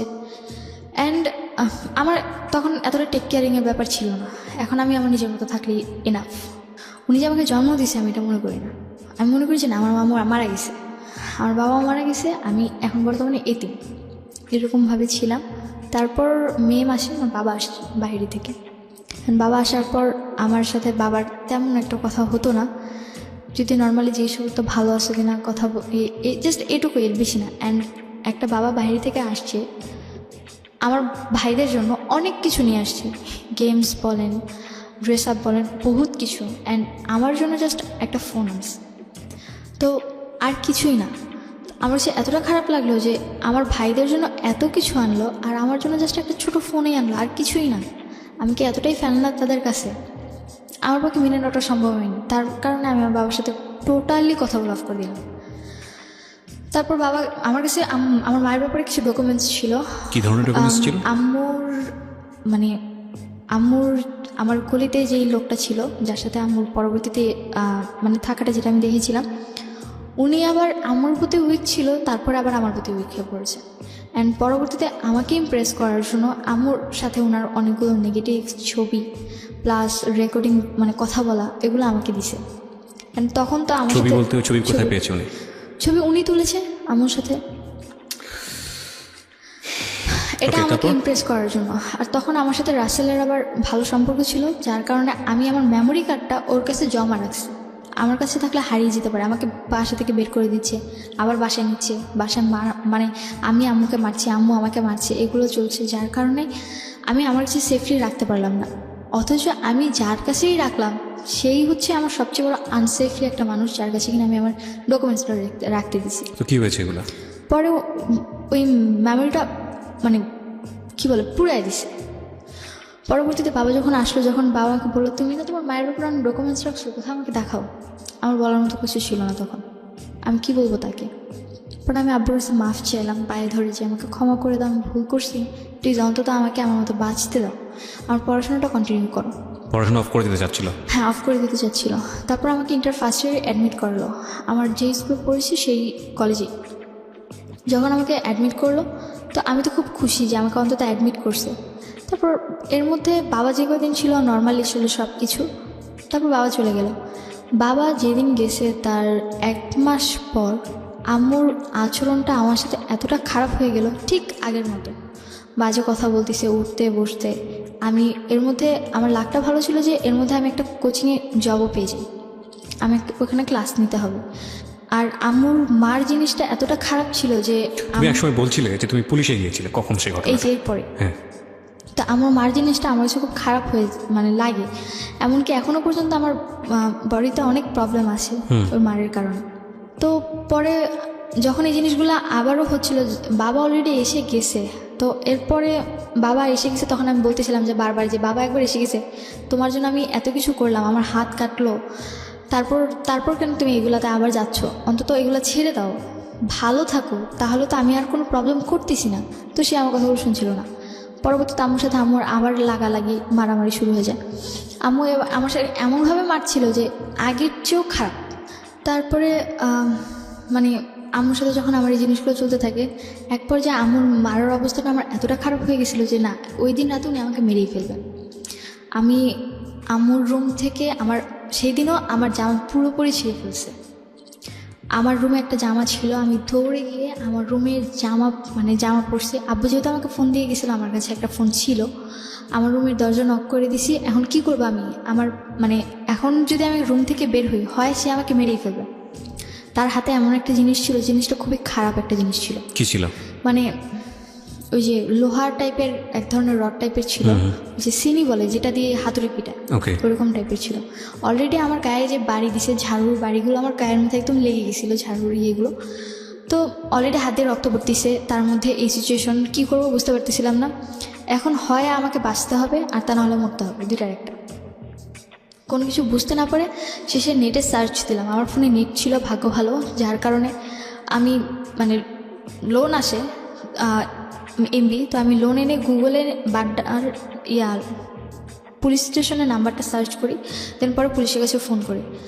পুলিশের কাছে ফোন করার পর পুলিশ আসে বাসায় আসার পর আম্মু তখন একদম শান্ত। পুলিশ আসছে, গেট খুলে না, কিচ্ছু হয়নি এই বাসায়, এমন একটা ভান। পুলিশ মামাকে ফোন করছে, মামা আবার বড় মামা যে ছিল, মানুষদের সাথে একটু বেশি চলাফেরা করে, যার কারণে থানা পুলিশ লোকজন তারে চিনে, তো তার কথা শুনে পরে পুলিশ চলে যায়। পরে মামা ঘরে ঢুকে, পরে পুলিশ বলে গেছে যে পরের দিন যেন থানায় আমাদের উপস্থিত থাকতে হয়। পরে আমরা থানায় গেলাম। পরের দিন আমরা থানায় যে ওসিটা ছিল তার সাথে আমার মামা আগে আলাদা করে কিছু কথা বলতে চাইছে। তো ওসির সামনে মামা আমাকে এমনভাবে উপস্থাপনা করে যে আমার ব্রেন লস, তুমি মানসিকভাবে অসুস্থ। হ্যাঁ, আর মানসিকভাবে অসুস্থ, আর আমি যা বলছি পুরোটাই বানোয়াট, মিথ্যে। তার উপর আমার তখন 18 হয়নি। আর আমি যতদূর পরবর্তীতে শুনেছি যে 18-র আগে নাকি বাংলাদেশের কোথাও কোনো ছাত্র বলেন বা ছাত্রী বলেন, কারোরই পুলিশ স্টেশনে কোনো কমপ্লেন ইজিলি নেওয়া হয় না, বা তাদের কথা মানাও হয় না। তো পরবর্তীতে যখন পুলিশ আমাকে জিজ্ঞেস করলো তোমার এজ কত, পরে আমি বললাম যে 17+। পরে যে তোমার তো এখন 18 হয়নি, তুমি কী করে কমপ্লেন করো? আর তুমি এত সাহস কী করা যে তুমি রাত করে আমাদেরকে ফোন দিয়ে হ্যারাস করো? আর তোমার মার ফেস দেখে তো মনেই হয় না যে সে তোমার উপর এমন টর্চার করতে পারে বা তোমাকে মারতে পারে। পরে আমি হাত কেটে গেছে দেখালাম, বলে কি যে টুকিটাকি ঝগড়া তো ফ্যামিলিতে হবেই, তাই বলে তোমরা থানা পুলিশ পর্যন্ত নিয়ে আসবা। ওসির আচরণটা এতটাই খারাপ ছিল যে এখনও পর্যন্ত আমার পুলিশদেরকে সবচেয়ে বেশি ঘেন্না হয়। আমি একসময় তাদেরকে অনেক রেসপেক্ট করতাম। উইথ ডিউ রেসপেক্ট, সব অবশ্যই একরকম না, সব পুলিশ একরকম না, যে কারণেই আমাদের একটা বড় ভুল হয়ে যায়। আমরা একজনকে দিয়ে পুরো কমিউনিটিকে চিন্তা করি। আমি আমার লাইফে, আমরা কিছুদিন আগে এখানে একজন পুলিশ অফিসারের জীবন গল্প প্রচার করেছি বুধবারে, যদি তোমার শোনা হয়ে থাকে। আমি বলছি না যে পার্টিকুলারলি কেউ ভালো কিংবা কেউ খারাপ, কিন্তু একজনের জন্য পুরো কমিউনিটির আমরা একটা খারাপ ব্লেম দিই। তুমি তোমার লাইফে যে এক্সপিরিয়েন্স ফেস করেছো, যে কারণেই হয়তো তোমার এই ধরনের পারসেপশন হচ্ছে। এমনও হতে পারতো তুমি একজন ভালো অফিসারের কাছে গিয়েছো এবং তাদের অনেক ক্ষমতা, অফকোর্স গভর্নমেন্ট থেকে তাদেরকে ক্ষমতা দেওয়া হয়, তারা যদি তোমাকে প্রপারলি জাজ করতো তাহলে হয়তো বিষয়টা এরকম হতো না। বা তুমি যেটা বলছো সেটা যে আদৌ কতখানি সত্য সেটা তো বিশ্বাস করার একটা বিষয় থাকে, এবং সেটা যেহেতু টাইম মেশিনে চড়ে গিয়ে পুরো জিনিসটা দেখা যায় না, সুতরাং আরেকজনের জায়গা থেকে হয়তো পুরো গল্পটা যে তুমি যে এখানে বলেছো, কেউ হয়তো বিশ্বাস করেছে, কেউ হয়তো বিশ্বাস করেনি, তিনি তার মতো করে হয়তো জিনিসটা বিশ্বাস করেননি। তবে কেসটা যেহেতু এতটা জটিল ছিল, আমার মনে হয় একটু হলেও খতিয়ে দেখা প্রয়োজন ছিল। পুরোপুরি ডিনাই না করে দিয়ে খতিয়ে দেখতে পারতো, যে তোমাকে বিশ্বাস করি না কিন্তু আমরা একটু অবজার্ভ করতে চাই যে আসলে সিচুয়েশনটা কী। হ্যাঁ, তো যাই হোক, তারপরে কী হলো? তারপর ওসি আমাকে বললো যে তোমার মা তো এটা সৎ মা না। পরে বললাম যে জি না, আমার সৎ মা না, আমার আপন মা। বলে কি আপন মা পৃথিবীতে এমন কেউ হতেই পারে? Exactly, that is my question also. আপন মা পৃথিবীতে আসলে এরকম হয়? এটা আসলেই খুব ডিফিকাল্ট। বাট ওই যে একটা কথা আছে, জীবন আসলেই কোনো এথিক্সের ধার ধারে না কখনো কখনো। হ্যাঁ, তারপর উনি আমার কথাগুলো বিলিভ করে না। পরবর্তীতে আমরা ওখান থেকে চলে আসি, মানে থানা থেকে আমাদেরকে বলে যে যে জিডিটা করছো তুমি ফোন দিয়ে ওটা ক্লোজ করে যাও। আর ফোন দিয়ে জিডি করো মানে তুমি নিজে লেখো নি? ওনার না না না, চিঠি আমি এন্ট্রি বলে দিয়েছি, উনি অনুযায়ী লিখে নিয়েছে। আচ্ছা, তো পরবর্তীতে বললো যে পরে ওখানে জিডি যে টাকা ছিল, যতটুকু দরকার ছিল ওটা পরে আমই দিছে, আমি আর কিছু বলিনি। জিডির টাকা মানে জিডিতে কোনো টাকা লাগে না? আমি ওখানে লেগেছিল। আচ্ছা, তো পরে আমি ওখান থেকে জিডিটা উইথড্র করো তুমি? হ্যাঁ, উইথড্র বলতে আমি তো চলে আসি, ওই যা যা করছে আমি ওখান থেকে থানা থেকে বেরিয়ে ডিরেক্টলি বাসায় চলে আসছি। বাসায় এসে বাসার পিড়ার সামনে বসেছিলাম। তো পরবর্তীতে দেখলাম যে এখন আমি পুরোপুরি অসহায়, মানে আমার পাশে না আছে গভর্নমেন্ট, না আছে আমার ফ্যামিলি, না আছে আমার কোনো রিলেটিভ, না পাইলাম আমি আমার লাইফে আমার ভালোবাসার মানুষটা, কিছুই না। লাস্ট কিছু আর কি বলার আছে? আর আর কি বলতে তারপর এখন পর্যন্ত ওইভাবেই চলছে দিন। এখন আমার আম্মুর সাথে আমার টোটালি মানে কোনো কথা নেই, মানে সে বললে বলে কিন্তু আমি শুনি। এখন টোটালি আমি তার সাথে কোনো কথা বলি না, মানে একটা বোবা যেরকম থাকে আমার একটা বাড়িতে, আমি সেম ওইভাবে থাকি।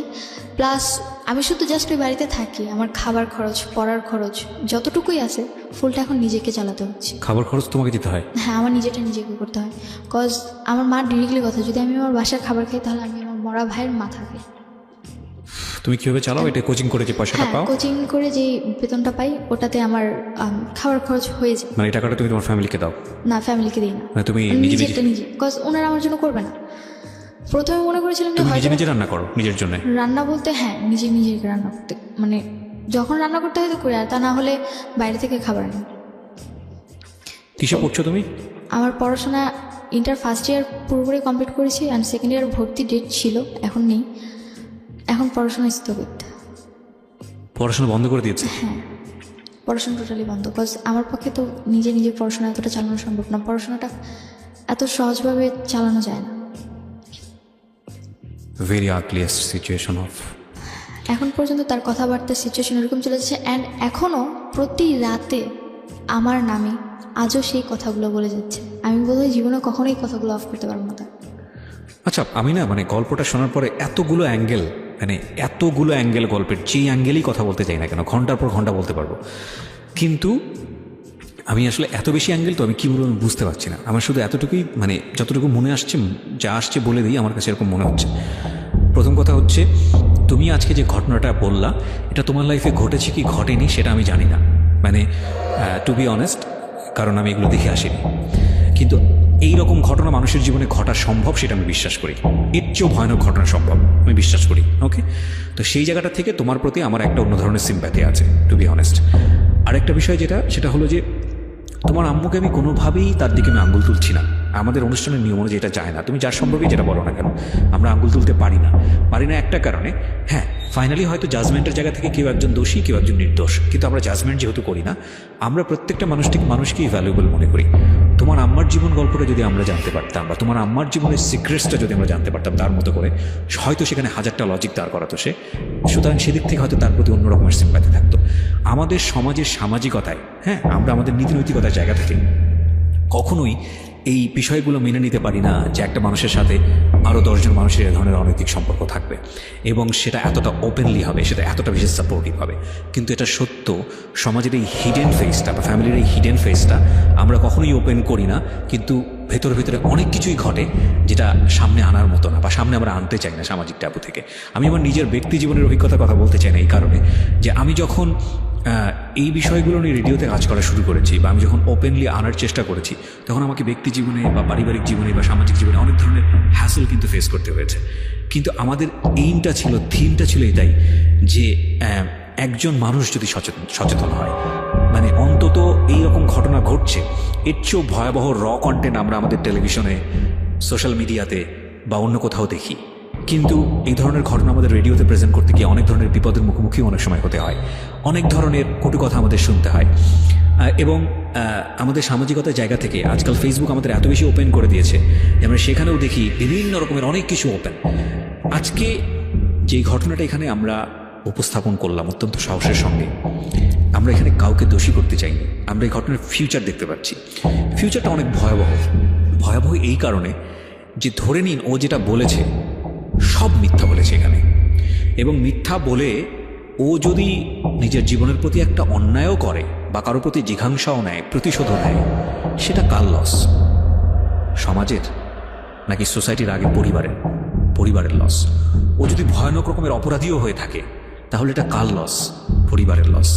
আনফর্চুনেটলি ওর বাবা মা ওকে প্রপারলি বড় করতে পারেনি, যদিও মিথ্যা বলে থাকে, রাইট? তাহলে ওর বাবা মার উচিত ছিল ওকে প্রপারলি বড় করা। ওর বাবা মা যদি ফেল করে থাকতো, তাহলে ও যদি মানসিকভাবে অসুস্থ হয়ে থাকতো, ওকে রিহ্যাবে কেন দেয়নি? ওকে প্রপারলি যে ইনস্টিটিউশনে গেলে ওকে গাইড করা উচিত, সেই ইনস্টিটিউশনে ওকে কেন দেয়নি? ওকে হোস্টেলে রেখে বড় করার চেষ্টা কেন করেনি? যদি ধরে নি ওর বাবা মা সঠিক, ও যে বাবা মা যেটা বলেছে যে ও পাগল, পুলিশের কাছে গিয়ে যেটা বলেছে, ওর মামা যেটা বলেছে যদি ওর কথা সত্য হয়ে থাকে, তাহলে সেটা কেন করেনি?